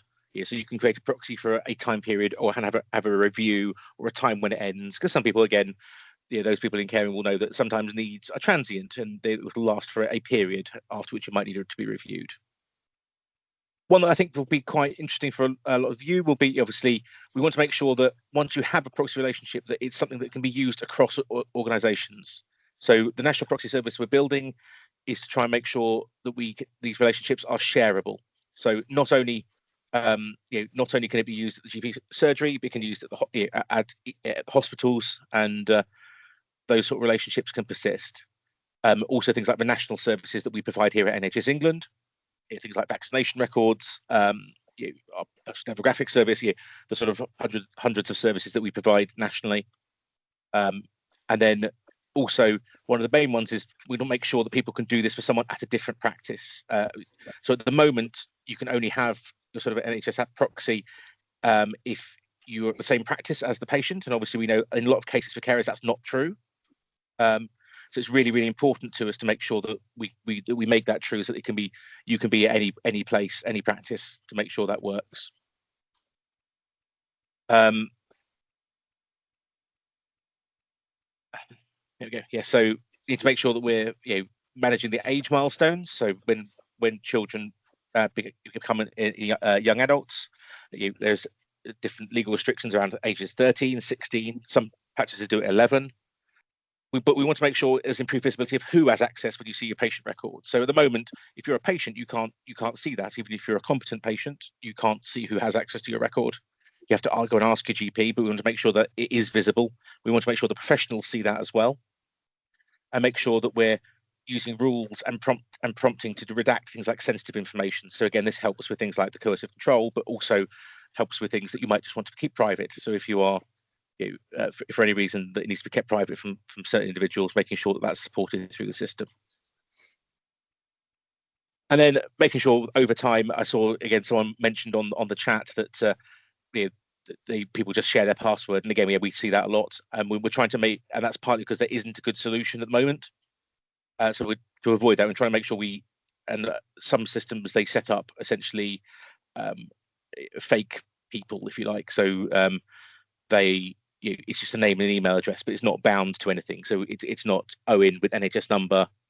What my NHS number is, don't know off the top of my head. But to make sure that they know who I actually am, as opposed to just, oh, well, this is someone's email address who can access this person's record. And making sure that if access is ever revoked, then we store that reason for that nationally, so that if it has been revoked for safeguarding concerns, then that can be then when they go to a different provider, that provider will be able to see the reason that relationship was revoked before. Some success so far. So we are working on this idea that having standards of policy and guidance nationally will mean you can have a standard set of workflows clinically and non-clinically, which means you can have trusted relationships which people are willing to share. So at the moment, the process is different in the GP, it's different in the hospital, and it's different in each one of those that you go to. So the new standard for proxy access forms part of the niftily titled DCB 3051, which I'm sure you all knew is the identity standard. So from September, that should be going live. So that will be a national mandatory standard for providers about how to deal with proxy. So it's supported by RCGP, BMA, and others, RCPCH, to try and make sure that everyone does proxy the same way. You know what proof you need, what levels are appropriate, all those sort of things. So that's good. So that is coming really quite soon, hopefully. We are integrated into NHS app now for applying. So someone mentioned applying in the chat. So this is currently live in some pilots. I'll talk about the pilots in a moment. It's where you can actually apply to access for someone else's services, or apply to give access to someone else of your services. And you can do that all in the NHS app or through the NHS website. And in the back end, we've started the digital improvement of the journey. So the first bit we've done in there is the mother relationship, because we can track that digitally. So if you say, I want access to this person's record because I am their mother, well, we can prove that with data. We're going to be doing that to fathers and second parents pretty soon, extending that functionality and trying to add more validation points as we go on. So that's currently live in 68 GP surgeries. And we've had over 12,500 applications so far through that. There's a huge demand for it. And we're just about to onboard our first full integrated care board, where all the surgeries in North Central London will be onboarded to that application service, so that we can try and make sure that is rolled out more widely. What we're trying to do, obviously, we're trying to make it safe. Well, that's a bit dull. We're trying to make it safer as a priority. Safety at the heart of this, to make sure that we're not giving it away in a way that's going to harm patients, which means we can make it available in more places, and then we allow that to scale. That's the plan. I don't propose to go through all the details of that, but we've got a whole roadmap of things that we're doing. But all digital NHS services can benefit from that integration. So one of the first ones we're going to be improving is electronic prescription service. So currently, if you do your own prescription, not only can you order it, but you can track it. Has it been approved? Has it gone to the pharmacy yet? You can even get a barcode that helps the pharmacy find it if they've lost it. You can't do that for someone else, but we're looking to integrate it so that you can do that for someone that you're a proxy for. And obviously more features to roll out over time. We're targeting a scaled national service. Now, that is not everyone and everything, but by the end of this financial year, so that is March next year, we should have some of these services working at a national scale. and that is, that's what we're working on. And then obviously that's likely to be initially with patients in one of the main GPIT providers, and then with the other one to follow. If anyone's ever tried to make the GPIT providers do anything, it's like herding cats. It's a unique skill all of its own. So we're trying to make that go through, and that is that is essentially my whistle stop tour in limited time of what we're trying to achieve with proxies. Fabulous, Owen. Thank you very, very much. Just going off the chat there is, I saw someone said tracking prescription. Yay! Very, some very simple, straightforward things. As we move on to James and Darren, to our next speakers, the thing that hit me when you were talking about, and it should talk to other agencies and other GPs and other the big interoperability, the word that has kind of has eluded us for decades, and I think you're making great strides in that regard. So Bridget Care and Mobilise are going to be are up next with Darren Crombie and James Townsend, and no pressure both, but if you have something that will seamlessly move on from that in terms of how we beat some of those difficulties in the data, then that will be fantastic. Over to you, Darren and James. Thank you. Thanks, Dave, and thanks everybody for your time today. Some amazing speakers. Obviously, Lily's blown us away. Dave's curry. Thanks for oversharing there, mate. And then Fatima's up. So I would say for anyone else in Yorkshire, grab your Yorkshire brew. It's get mid-afternoon now. Have a top up. And I'm looking forward to sharing a bit about what we're doing at Bridget and really focusing in on our partnership with Carers Trust. I think Dom's already done a great job.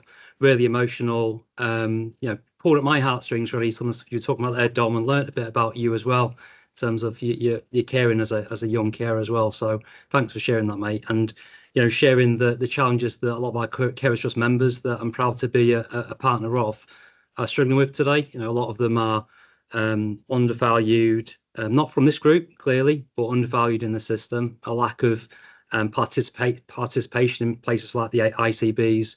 And actually, if we look at the funding, I think Dom, you mentioned 90 quid per carer we're putting into the system for carer services.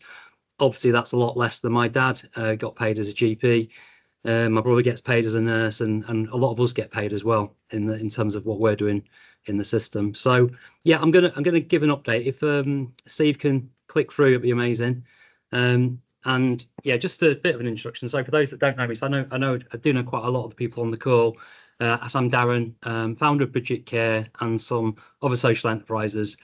And what we do is we basically use some of this new technology, AI technologies that are coming through to look at how we scale up services in the public sector, from carers to care leavers to different types of support. And really today to talk a bit about the Bridget Care partnership we've got with Carers Trust and how it's really building in terms of impact and what we're doing with carers across the UK, supporting some amazing carer services and teams that are out there.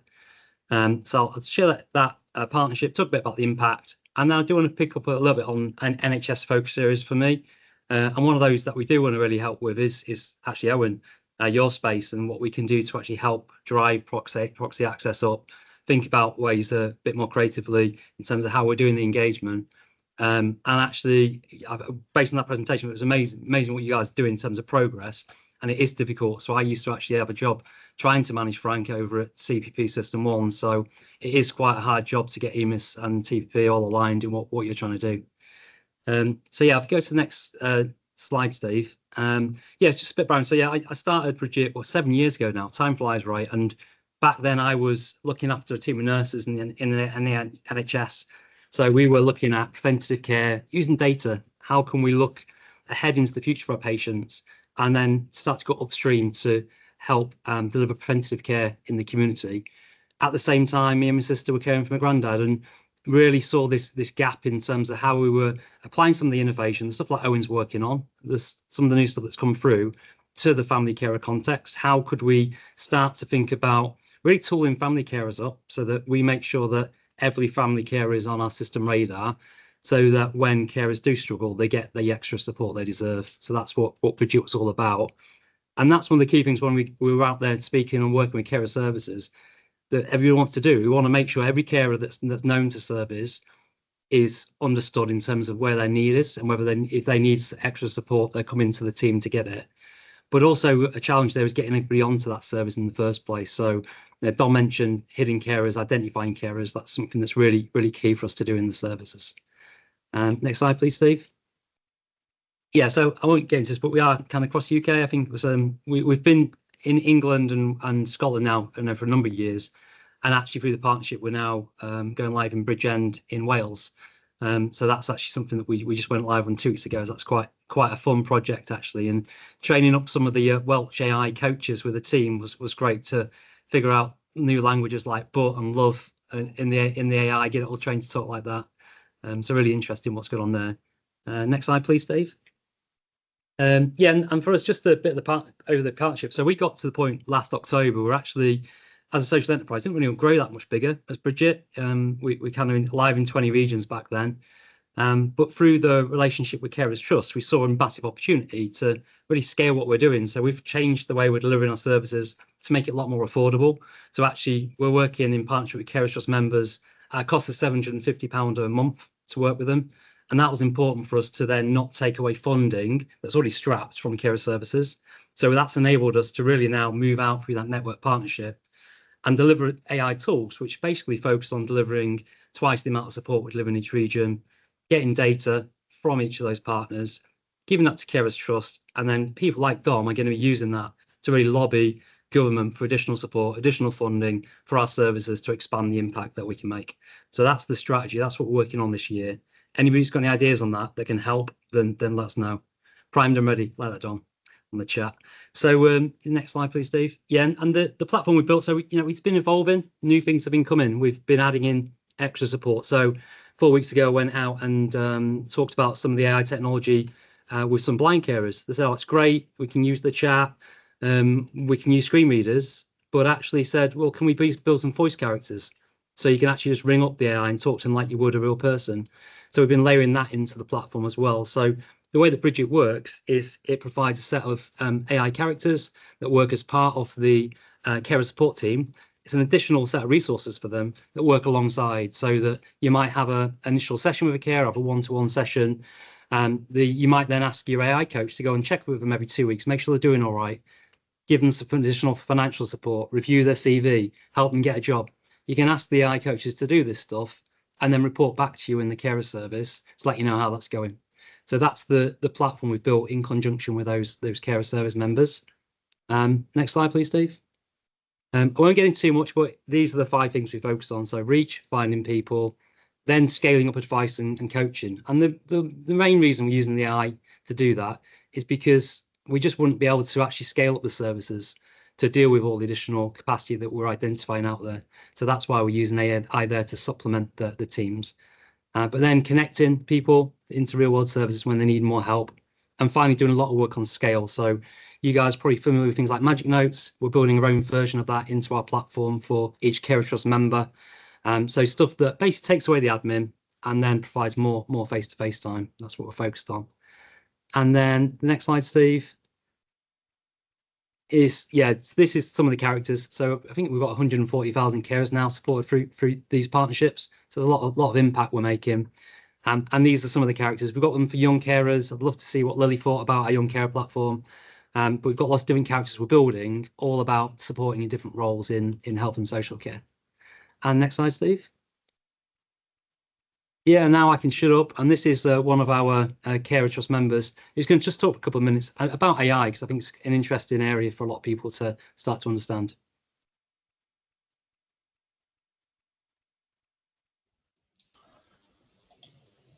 Hi, I'm Andy Mitchell. I'm from Unity Enterprise. We run 3 carer centres in the west of Scotland, in Inverclyde, North Ayrshire and South Ayrshire. And we've started working with the team at Bridget Care, looking at a way of getting information to carers in a way that works for them. And by doing this, we've really embraced how AI can make this simpler for us and also better for the carers. What we found is that content creation is really, really quick. It's accurate and it's easy to update.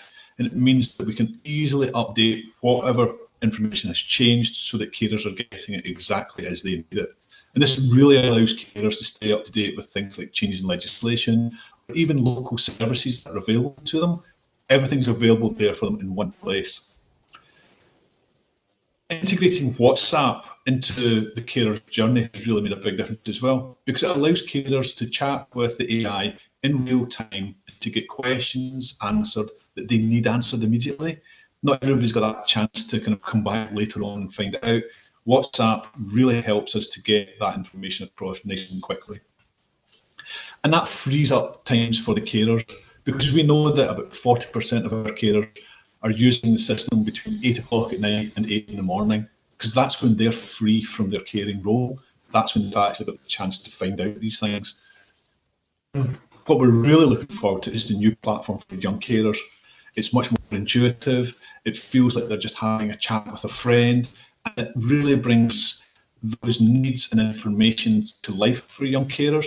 And as that starts to get rolled out into the main platform, that's going to be a real game changer, because the AI reacts to that person's requirements in real time. The benefits that we found for ourselves are really good. This has really made things more flexible for us. It frees up resources, meaning that our support workers and our team can actually spend more time working with carers rather than constantly updating web pages and making sure that everything is as it should be. We can do this centrally, which just means that there's more time to actually spend with carers. And it means that our resources are used in a much better way. But ultimately, it means that carers get the information, the support and services that they need in a time and in a way that suits them. So yeah, thanks, Steve, and I guess thanks Andy for that video as well. So I think we go to the last slide. I just wanted to finish on was that for you guys, a lot of you obviously on the NHS side. We're trying to get to the next slide, yeah. But there's some initiatives that we're really focused on that we want to be working with you guys on. So if you've got any ideas of partnerships, things like that you'd like us to help with, I'd love to know. 3 key ones would be, working with Carers Trust on a national carers card, an ID card and passport. We already mentioned that today, but that's a focus area for us as a free access point for all carers.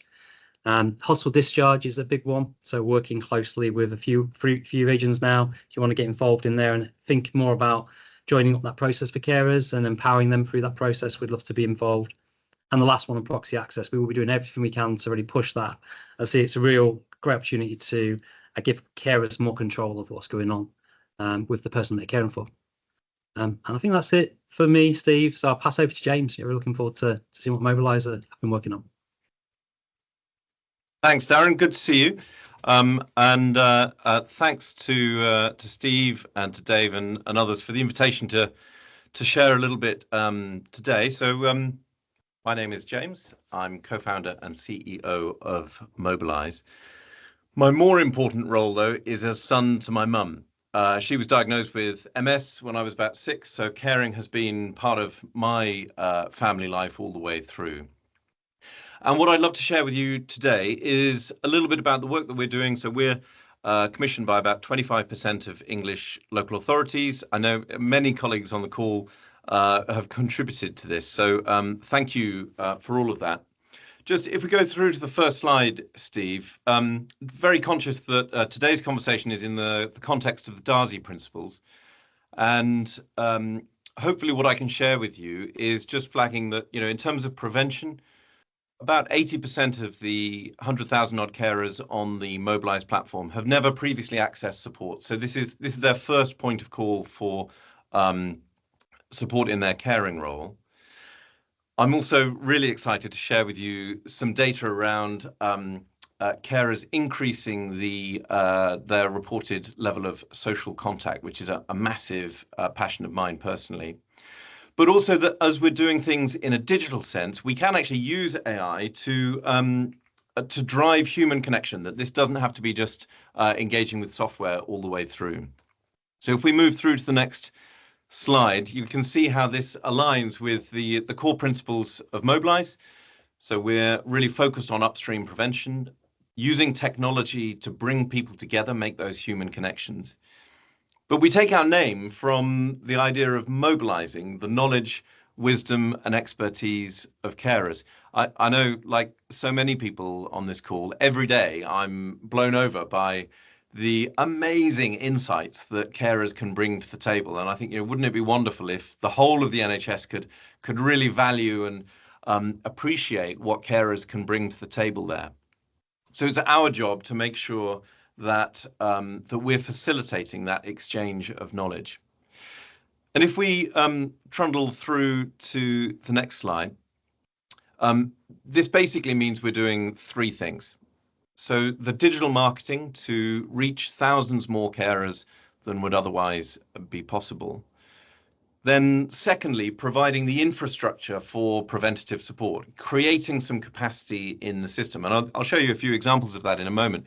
And a lot of that hangs on our community, but we're increasingly seeing that our digital tools that we've already created can be made available to local partners, carer centres, other providers in areas where we've been commissioned, so that they don't have to go off and buy or develop their own new tools. They can actually use these that have already been commissioned.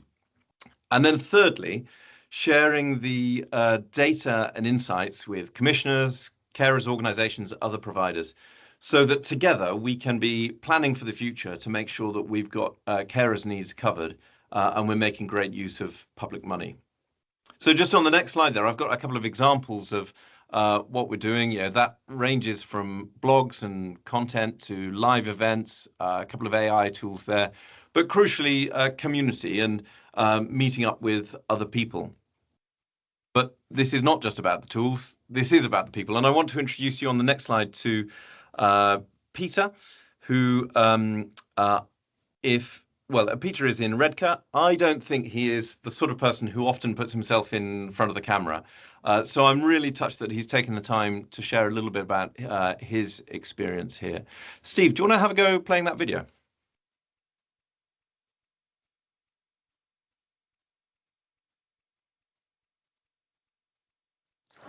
Mobilise helped me when I was feeling very low as an unpaid carer, feeling down about not feeling as if I could help my wife. But when I put it on the Mobilise app, I was pleasantly surprised with the responses that I got from a lot of people telling me a lot of unpaid carers feel the same way.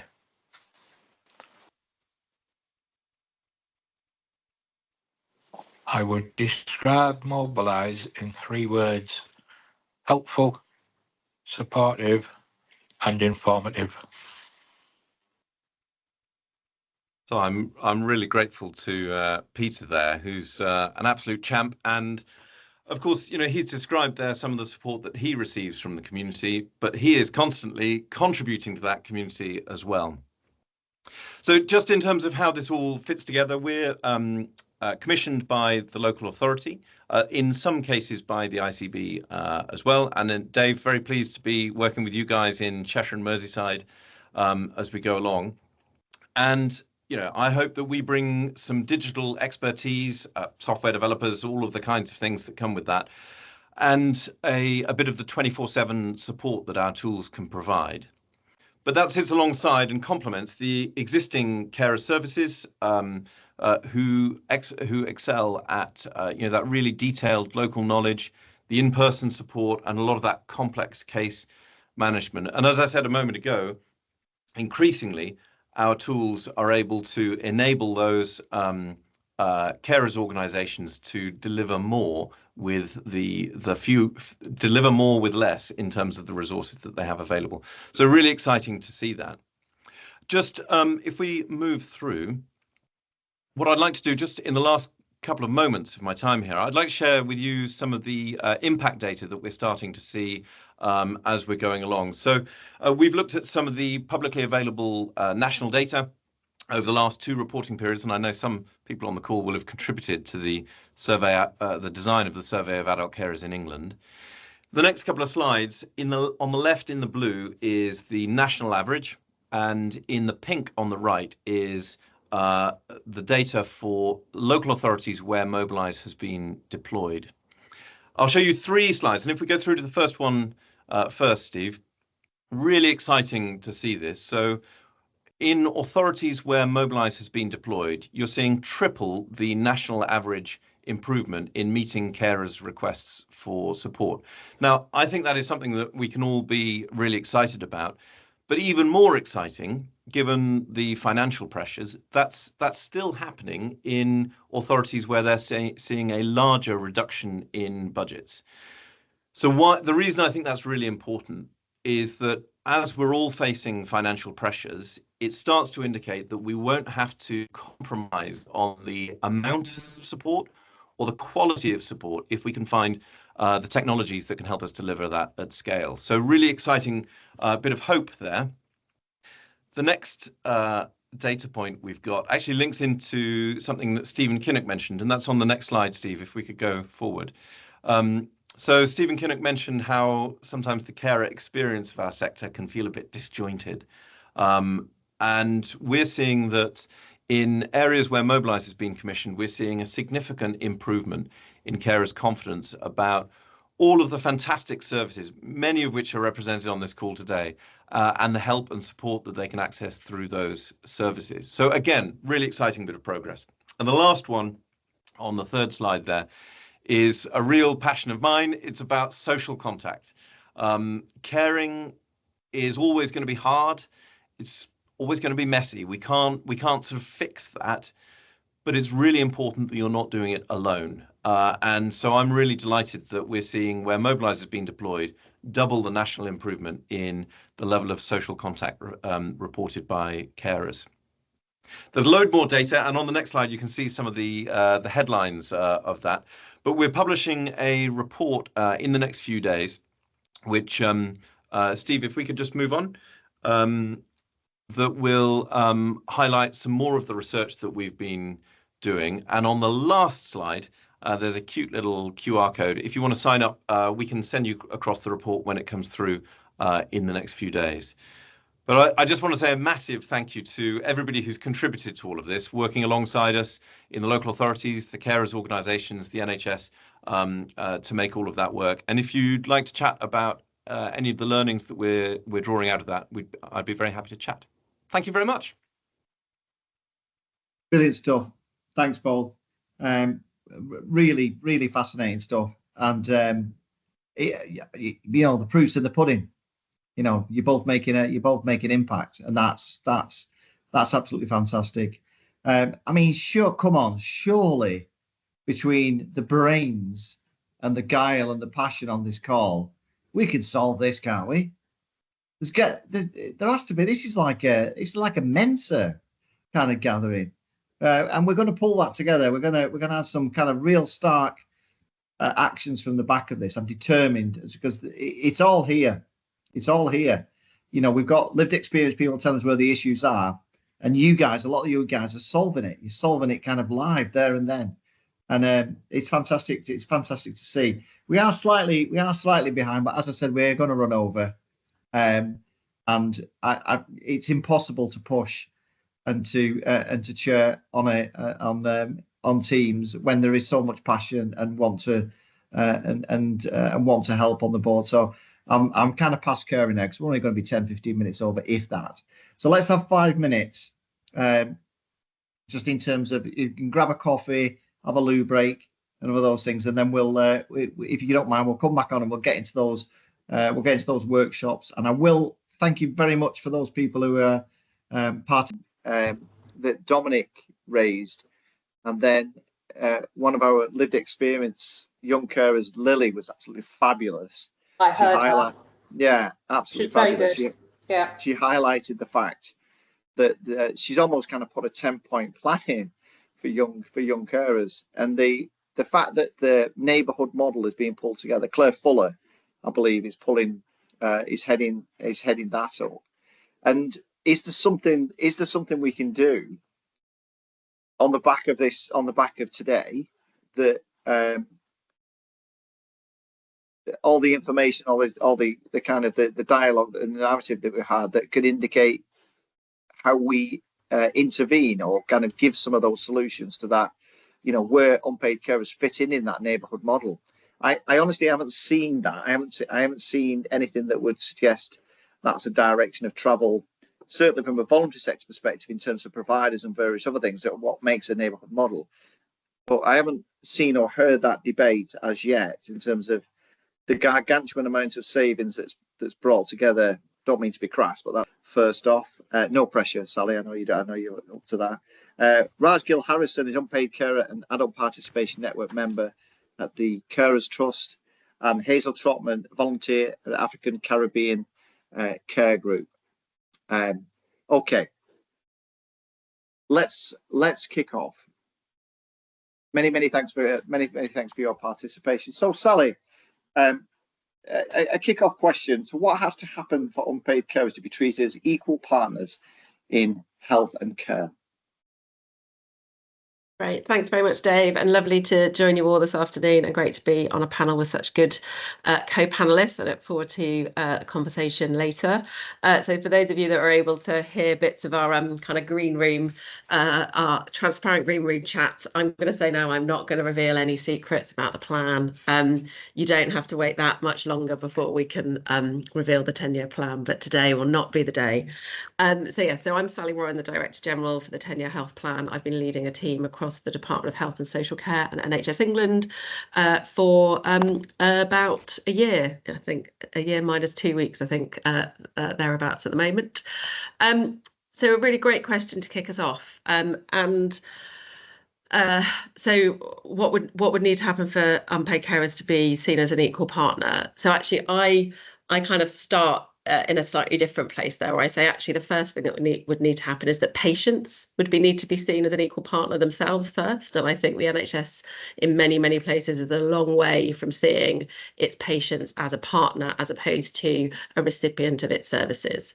So what we're really trying to achieve with the 10-year health plan is to fundamentally change the relationship between the NHS and the people it serves, so its patients and the kind of life that the patients lead, including carers. So when we look at the NHS, we think that actually it was an amazing service when it was set up. It's developed a lot in it over its lifetime. But if we compare it to lots of other parts of our lives, the kind of relationship between the NHS and us as individuals is quite passive. It's quite paternalistic. We're kind of given the service that is on offer. It's very rarely kind of shaped around our particular needs.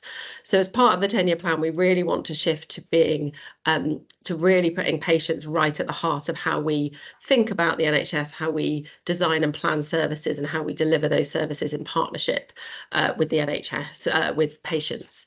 So for me, what that means is, for a start, seeing a patient as a person in the context in which they are living their lives. So understanding that they're not just the condition that is walking through the door that day. They probably have several different conditions. They also have a husband, a wife, an elderly mother, a young daughter. You know, they've got all sorts of things going on around them as well that impact on how well they can look after themselves, how well they can engage in the services that are being delivered. So the first bit for me is, how do we really understand an individual in the context of their lives? Then I think the second bit that's really important is, how do we then create services that wrap around all of that?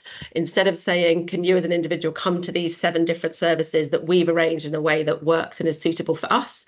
And if you are relying on an unpaid carer, can that unpaid carer help navigate those 7 different appointments and navigate travel and all of that?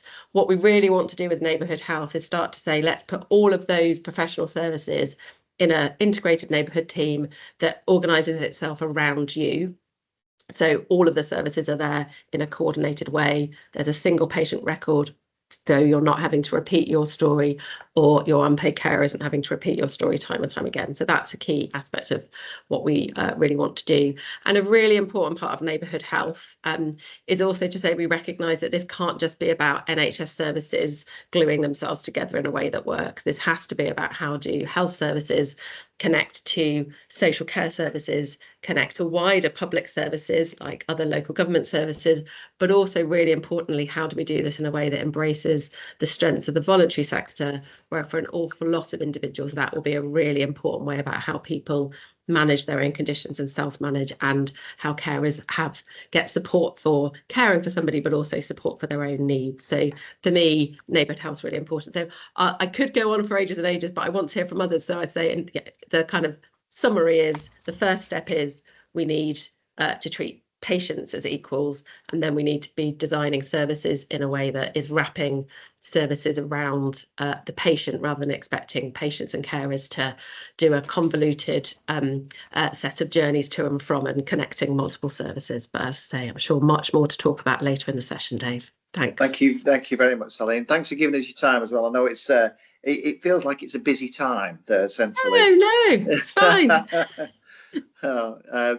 Forgive me as well, I didn't introduce myself as the chair. So I'm Dave Sweeney. I'm the Associate Director for Partnerships and Sustainability in NHS Cheshire Merseyside. I'm just going to mix it up a little bit, if that's okay, Helen and Kirsty, bring in either Raj or Hazel, just to come back on Sally's point.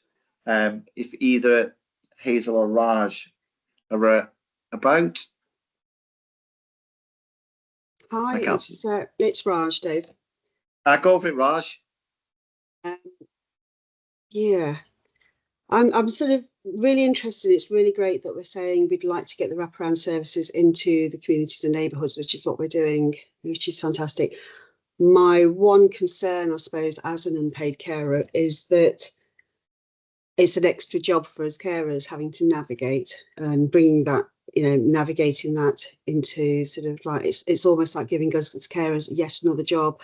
Although as carers, we are more likely to be there with our loved ones into services and appointments and things. So I think it's about being mindful about adding extra pressure with these transformations that are going on.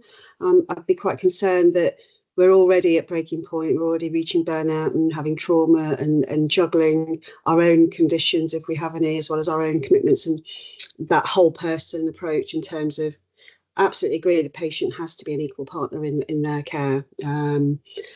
It's also critical to see the carer in that as an advocate and an expert in terms of, what gaps are missing to support effective treatment and interventions, because at the end of the day, we're the ones supporting it out here in the communities. So I think the transformations and bringing them out into the communities is a really, really great way to do it. And talking about prevention, early identification, early intervention, all of that is really important. But we do need to be very much, I don't know if people are aware of, the triangle of care sort of model that's come out of the Carers Trust. It's very much about we're equals together around that table, supporting how we have that delivery and intervention, but also supporting decisions in terms of how we have those treatments, what happens, how we are implementing those in practice, and also the challenges we face as carers within all of these new changes and our existing lives as well. It's important that we have adequate and meaningful information, effective information. We need training. We need that well-being to be looked at in terms of what we can and cannot do, because very often we're given extra jobs, and we're juggling a lot already. And I think it's about being mindful about having us in there to give you the extra support and information as practitioners in terms of the most effective ways to support treatment pathways, but taking us along with you alongside that as equal, and asking what we can manage and what we can't manage as well, and having those two-way challenging conversations, and not necessarily always assuming that somebody's got a carer who can do something all of the time as well. Many people do have multiple carers who take on different parts of the caring roles, and I think it's about having some clarity and building that into the plans as we go forward, and just being aware of all that and our health and well-being as well. One thing I've heard right throughout, I think right throughout this day, Raj, I've heard, and I've just heard it from Sally as well. You can tell when you look into somebody's eyes. It's a good thing on Teams. You can do that. You can stare straight into their eyes. People are committed to this, and I think the one thing I'm going to come to Kirsty now, because as Raj just mentioned, the Carers Trust in terms of supporting some of that methodology. It's you know, the commitment is there, Kirsty, isn't it? Oh yes. But there's a but coming, isn't there, Dave? No. Yeah. I'm going to leave it at that. I'm going to leave it at that because I think that's an open question. The commitment is there. It's up to you to fill the pieces now, Kirsty.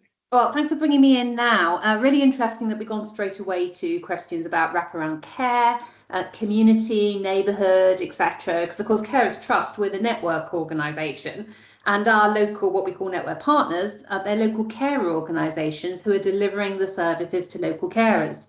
So 135 of them around the country at the moment, and supporting about sort of 1.1 million carers, so big numbers.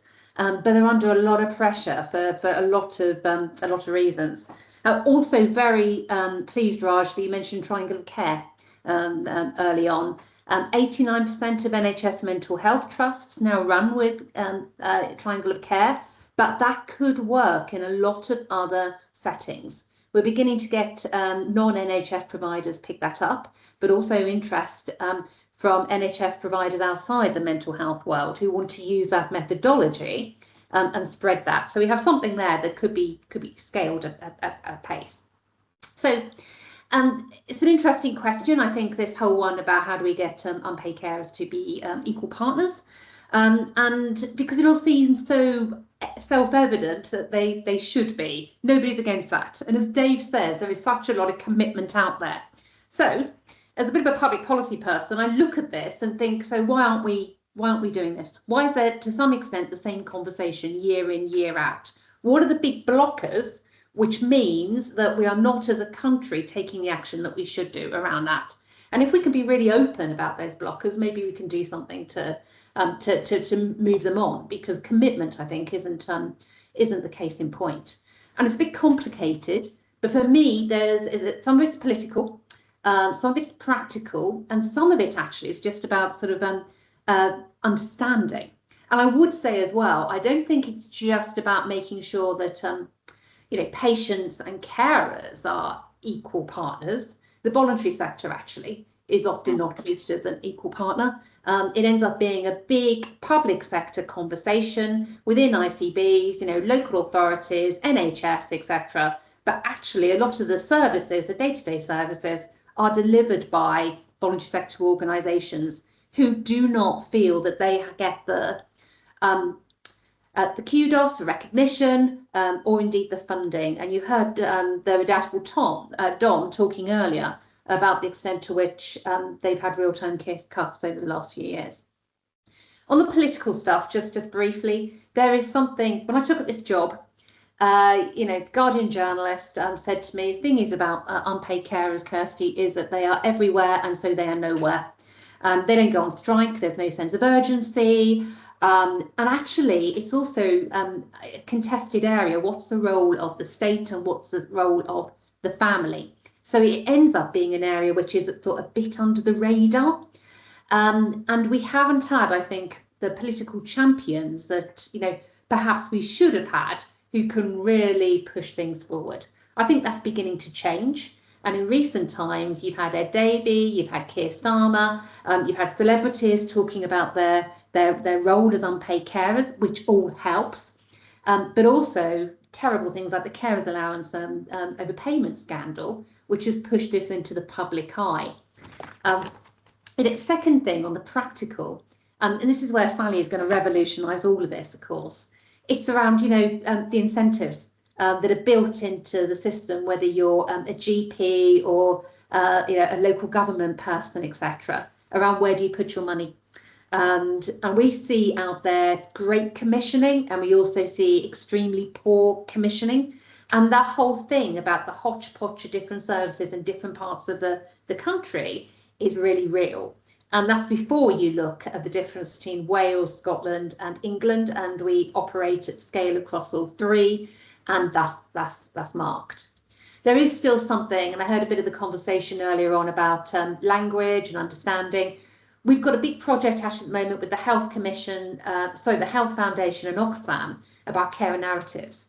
How do we actually talk about unpaid care in a way that means that people actually give a damn about it? And I think there's also a bit of squeamishness there. So we heard Lily earlier talking about the reality about being a a young carer. We run the Young Carers Alliance and the equivalent body in Scotland. Do a lot of work with the DFE and the DWP. They do not want to acknowledge, even inadvertently, that we have 15,000 young carers doing at least 50 hours a week caring. And because of that, they find it difficult to move on the policy agenda, because it'd be almost like accepting that's the reality of what's going on. But it is a reality of what's going on. I like that. Yeah, yeah. So what do we do about it? Really briefly, I think actually big political entrepreneurs, and Wes Streeting is one of them, can really make a difference. I heard Stephen Kinnock earlier saying he really cared about this stuff. He could really shift the dial if he wanted to. System signifiers. So if within the 10-year plan, it isn't and carers are absolutely there, in the introduction all the way through, that could make a huge difference. And the Louise Casey Commission, big thing that. Now, my chair used to be head of the number 10 policy unit, quite close to Louise Casey. They were talking last week about that. All that sort of stuff helps. But then it is the long, hard yards of practice. It's the work that our local carer organisations are doing on hospital discharge. It's things like triangle of care. It's the work that we're doing to train CQC inspectors. It's all the stuff the Carers UK have done so well with employers, and it's push, push, push, isn't it? So let's do the big picture stuff and then the day-to-day stuff. And I am hopeful about the future. I'm not going to sit here and moan, because I think you said to begin with, Dave, we don't want any moaning. We want solutions. Yeah, I think that's a beautiful articulation of the day. I think Kirsty, and I'm going to bring Hazel in now, just basically on the fact that, and I'll put this to you, kind of reading, and this is perhaps not the most politically savvy way of putting things, but if there was a provider contracted to 50 hours a week, they'd have a lot of protection and a lot of incentive. And I think you've just raised the fact that what Lily was saying and what a lot of people have been saying today, that and if we truly are going to have an unpaid carer to be treated as an equal partner, if that was provision and provided, there'd be contracts around to support that, and there currently isn't. But it's a slightly different way of looking at things in terms of equality. But I'm interested from a volunteer's perspective, Hazel, the African and Caribbean Care Group, in terms of what you've already heard. Anything you'd like to add? So the initial question was, what has to happen for unpaid carers to be treated as equal partners in health and care? Hazel. I think you're on mute, Hazel.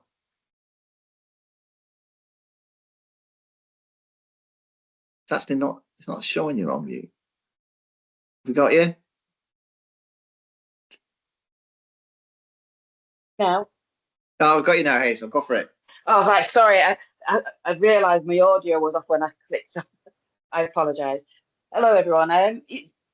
That's a hard one as a volunteer, because you go there because you want to help, and all of a sudden you just become part of a wheel that everybody thinks that you're just going to be there just doing, but not realising that you are there for specific purposes, etc.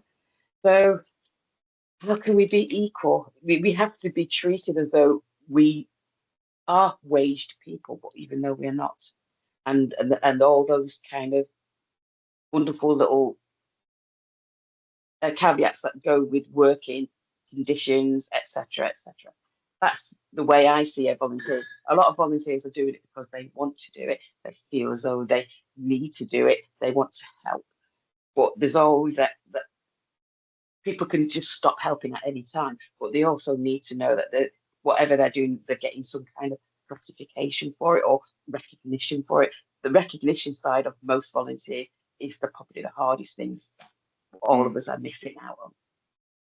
Yeah. So yeah, it's a hard one to sort of pinpoint as a volunteer, because I just do, but not realizing that I'm possibly doing too much.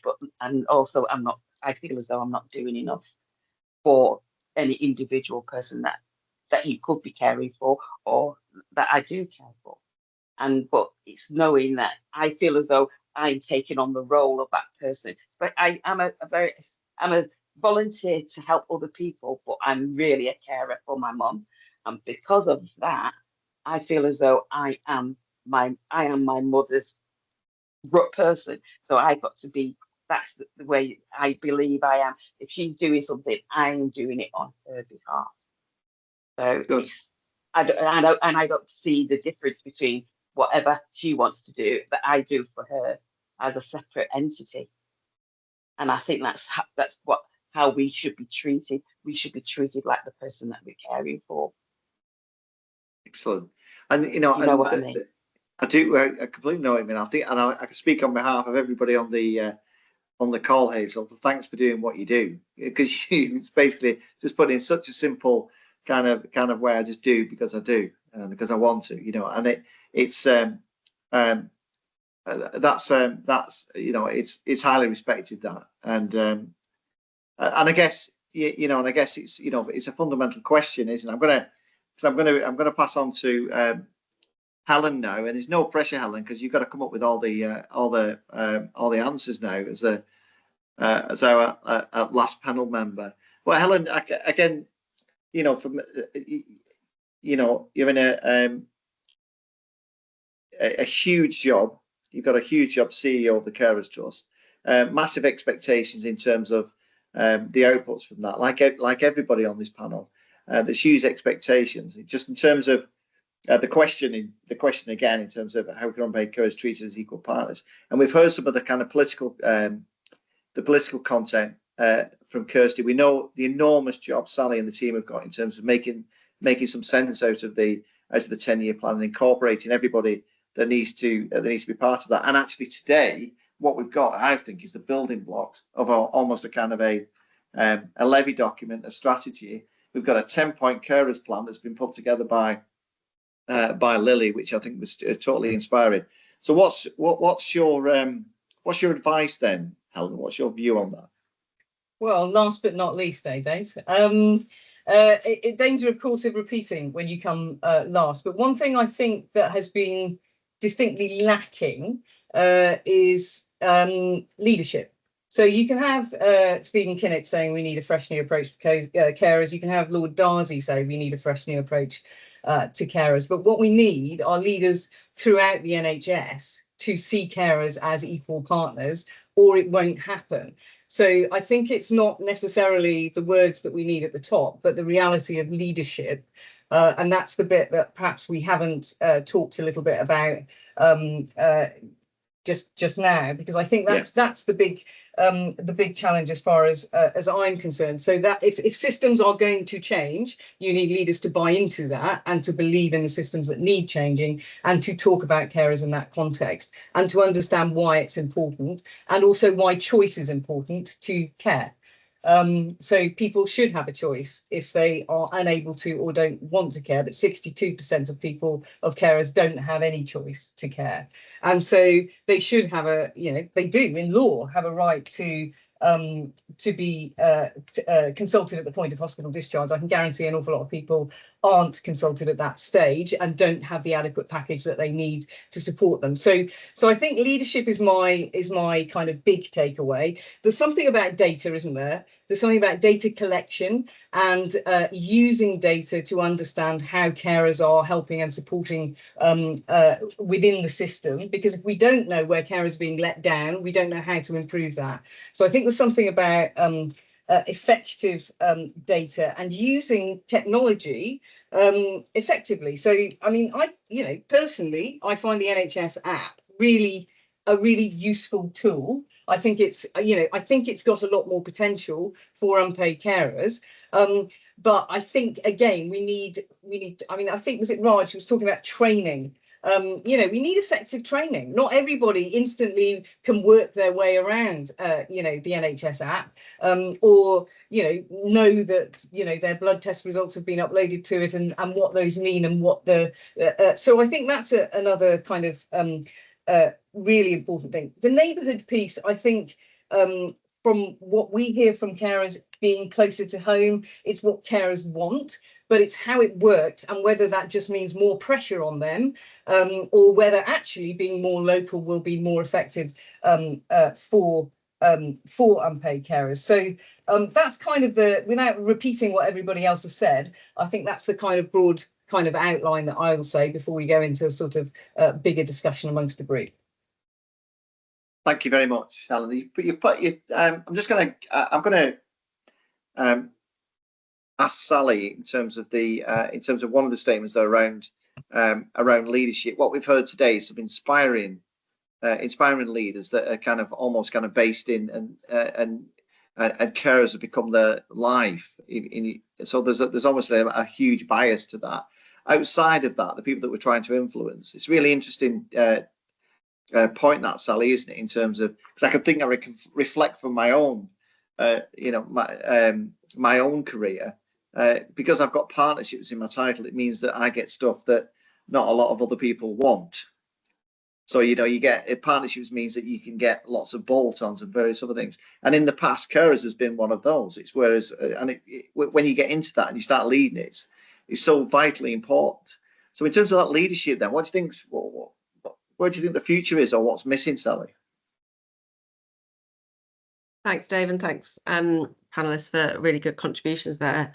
So what do I think is missing in terms of leadership? I think there's a lot of potential in our leadership community. I think there is a lot of commitment, but I think actually what's happened is that we've kind of forced the current leadership that we have to really focus on money and one or two bits of activity. So actually the leadership conversations that too often are happening in the NHS are about money and about 18 weeks and about A&E handovers. What we're not having a conversation about is the quality of care, patient experience, patient outcomes, how are we delivering transformation in a way that works, what's happening with inequalities in our system.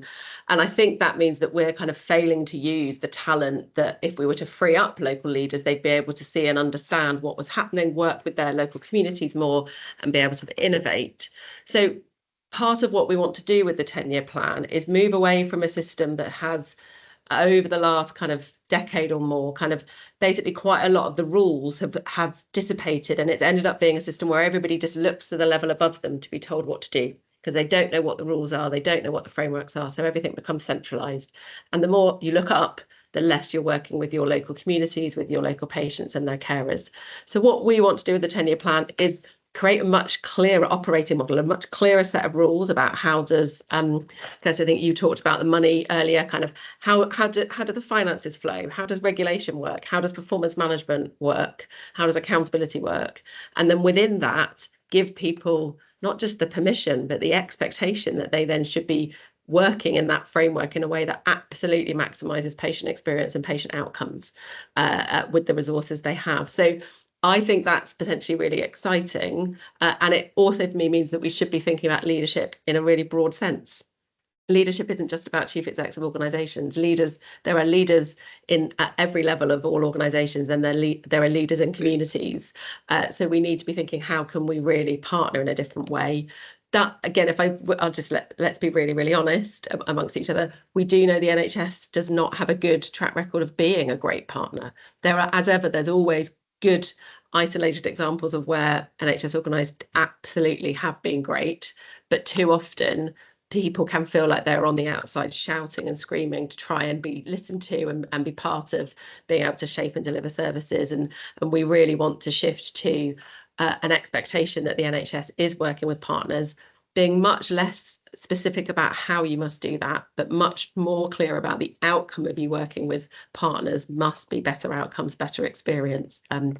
So that's kind of how we're thinking about leadership when it comes to the 10-year plan. But as I say, I think Helen was right to raise it as a kind of key opportunity for us. And we're not going to get the change in culture we need unless we are changing how our leaders are behaving at every level of our system.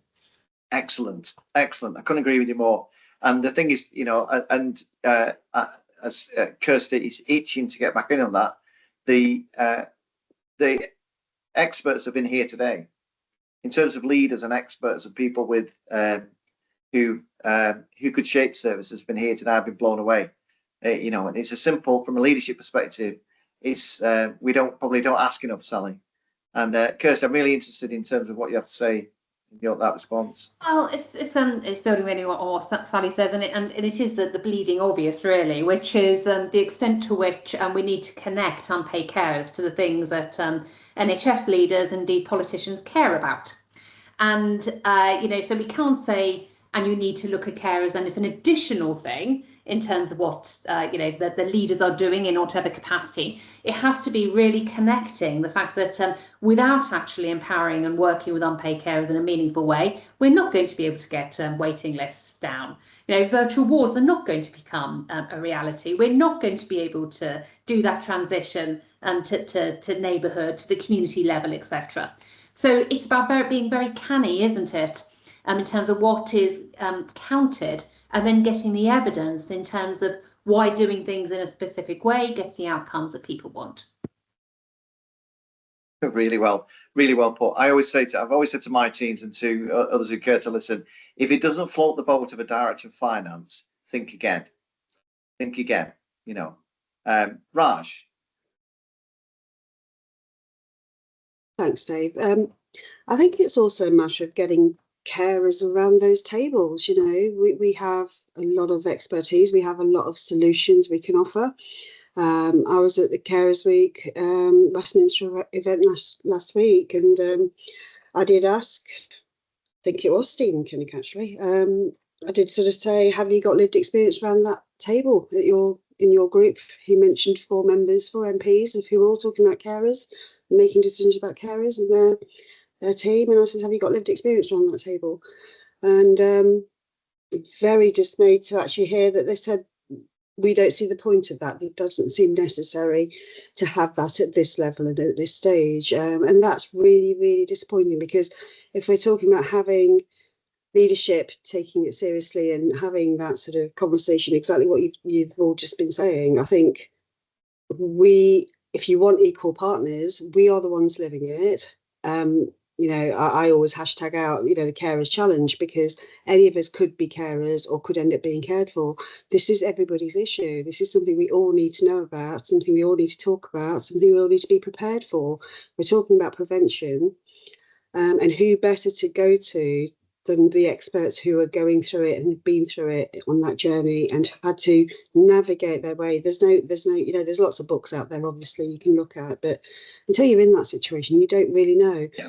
And a lot of us have got involved in terms of helping with shaping service improvement and strategy at our local health and social care levels and voluntary sector.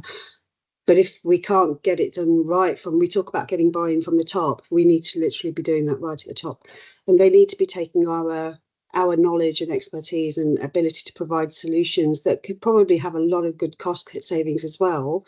They need to be listening to us and inviting us and bringing us around those tables as equals, because we have, whether it's 5, 10, 15, 20, 30, 50 years in my case plus of carers experience. You know, so we sort of do know what the challenges are. We know what would help, which will help get better patient outcomes, as well as prevent us as carers becoming the next patients needing our own carers. And I think there's a huge conversation that needs to be seen, because, you know, the Care Act talks about the whole family approach, and that's 2014. You know, we're still not seeing that. But you also need to be taking our voice and listening to us a lot more seriously in terms of the value added voice that we have. You know, some of us have had to give up some very, very, you know, good careers and jobs to become full-time carers or multiple carers, as I am, for example. So we bring a lot of skills and knowledge, not just as being unpaid carers, but also from our world of work. And I think sometimes we're looked down at, we're seen as a lesser human being, we're less equipped, we're less knowledgeable, we're lesser skilled. But I think when it comes to talking about what's best for carers and what's best for patient outcomes, I think we need to be around those tables and recognise that we are actually probably much more qualified than some of the people making those decisions. And we need to have that equality there, you know, and I think there is some sort of disrespect there, that we need to level that playing field. And we talk about respect and dignity and all the rest of it, but in practice, I'm a lived experience partner with my local NHS trust, And we've been told just as recently as yesterday at a meeting that I was at, that if it hadn't been for people like me sitting around that table with the executive board, educating them, having those conversations, we've had huge impact as patients and carers, helping make those decisions and drive those improvements. We need to take that right through to government. Yeah, excellent. And I think, you know, what you just did, a good name call there in terms of Mr. Kinnock. He had a rousing applause after his video today, which he will be played. So no pressure, Mr. Kinnock. You know, put your money where your mouth is, type of thing. I'm going to move on to Helen. Then we're going to finish up with you, Hazel, if that's okay. Just your reflections. Helen. Okay, so I'm going to go super quick. There's two things that I want to bring up. The first is some simple maths, really. The carers are themselves patients, and many are waiting over a year for their own treatment. And the simple fact is, if they topple over, the pressure on the NHS means they're looking after two people. So I think there's a lot of sense in looking after carers' own well-being and supporting them to enable them to do their job more effectively, if you like, because otherwise the whole system is going to crash if you're looking after the person they care for as well as the carer. So there's something there, if not about prioritisation, but about the health and well-being of carers themselves. And the second thing, which I bang on about at frequent occasions, is the NHS workforce. So we know that a disproportionate number of the NHS workforce are themselves unpaid carers, 1 in 3 versus 1 in 7 of a standard workplace. And that kind of feels like the starting point for me. You look after the people who care within your organisation, then they are more likely to recognise and value unpaid carers as they walk through the door of an NHS property. So I think workforce is a really good place for the NHS to start and to recognise, value, support and find a flexible way of working for those people who are unpaid carers at home, as well as working within the NHS, and also to find a way of prioritising carers' own treatment. Fantastic, brilliant words of wisdom, Helen. Really appreciate that. Just before we wish Sally and the 10-year plan all the very best, and when it's free, do appreciate your candidness there, Sally. You've probably given us more than you would have done normally, because it's an important factor. It will be in the plan. You know, we do have to keep pressing this this really important issue. Just on that that final point then, Hazel, just your reflections really from a volunteer perspective on the day. As a volunteer perspective, this is very highbrow for me, because I'm looking at this on ground level. I'm looking at, I am a carer for an individual, and I don't particularly have much of a voice for that individual. And I think that is the hardest thing that I've had to come across, that I can't speak on behalf of my mother as part of her caring duties, because they don't recognise me as somebody that of any importance other than a daughter and not a carer, somebody who's got influence to try and help her. I've worked for 40 odd years, so I know, and I've worked in management, etc. So they don't see that, they just see me as somebody hanging on to a person. And I think that is probably what I want the whole of the carers nation to understand, is that we are individual people, but we are also acting on behalf of, whether it's a multiple carer, a carer for multiple people, or just one person. Our voice needs to be heard, and that is really what I think we need to get that across to everybody. Fantastic. Well, the reason I asked that is because we all think you're brilliant. We all know you do a brilliant job. And by the way, you've just voiced that in the 9th Unpaid Carers Conference, in the national conference. So you have been heard, and I think that's you're speaking on behalf of a lot of people in the same boat. So so many thanks for that, Hazel. I'm going to wrap us up because we should have finished it. We should have finished at 4. Been slightly behind. Many thanks. Huge appreciation from everybody, please, in terms of Sally, Kirsty, Hazel, Raj, and Helen's time. We really do appreciate it. And in a very short period of time, you've basically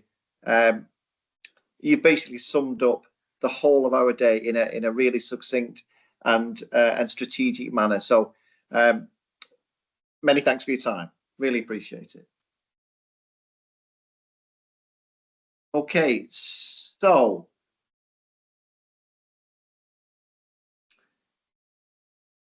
we're we're 1 minute off 4 o'clock, which was the end time. Just in terms of wrapping up, Neil, is there anything you wanted to add? Dr. Churchill, is there anything you wanted to add before I sum up?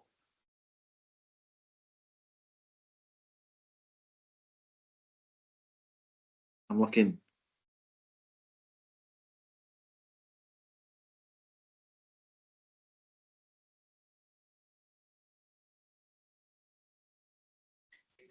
It's on unless it's disappeared, I think. It doesn't matter. Sorry, that was my fault. I didn't want to put it. I just wanted to make sure, because his fabulous team have done a brilliant job here. I just wanted to, if you wanted a few words. So I shall do that. I shall do that myself. Listen, just some reflections from the day and takeaways. It's really difficult to do this on Teams, and it's kind of stretched my chairing abilities, I have to say. But hopefully it's gone as smoothly as it possibly could. Loads and loads of stuff today that I hadn't thought about. I think what we have got is the ability to influence, the ability to lever, and I think you just heard from Sally and the rest of the panel there. I've been saying this all day. There are people who have got people's backs all the way through, right from the bottom, right through to the top, from a minister perspective, and we need to seize that. In terms of actions, a number of things this needs to be shared. Obviously, that's going to go on NHS Futures. There's a number of things that I would ask those people that in the working groups that have shared some of their fantastic experience and fantastic projects. Please share them as much as humanly possible. Whilst the 10-year plan is going to come out, it's not going to. It's a steer. It's not going to solve everything. It's a steer in the right direction. We need to grip that and do something about that. I love the fact that we're now starting to think about where unpaid carers fit in that kind of neighbourhood model, and where Dom early on was talking about adding that kind of political kind of prowess into those conversations. Lily, I mean, absolutely blew me away. I'm sorry, you shouldn't as chair, you shouldn't be kind of biased in one way, but I just think that personal story, and the way she took that personal story as a young individual and turned that into almost a policy and into a kind of menu for success was absolutely amazing, Lily. So you should be really proud of yourself. And I am serious about the job as well. So be really proud of yourself, what you've done today. And I think we can utilise what Lily's done, and we should all take that back to our young carers and those people that we're part of.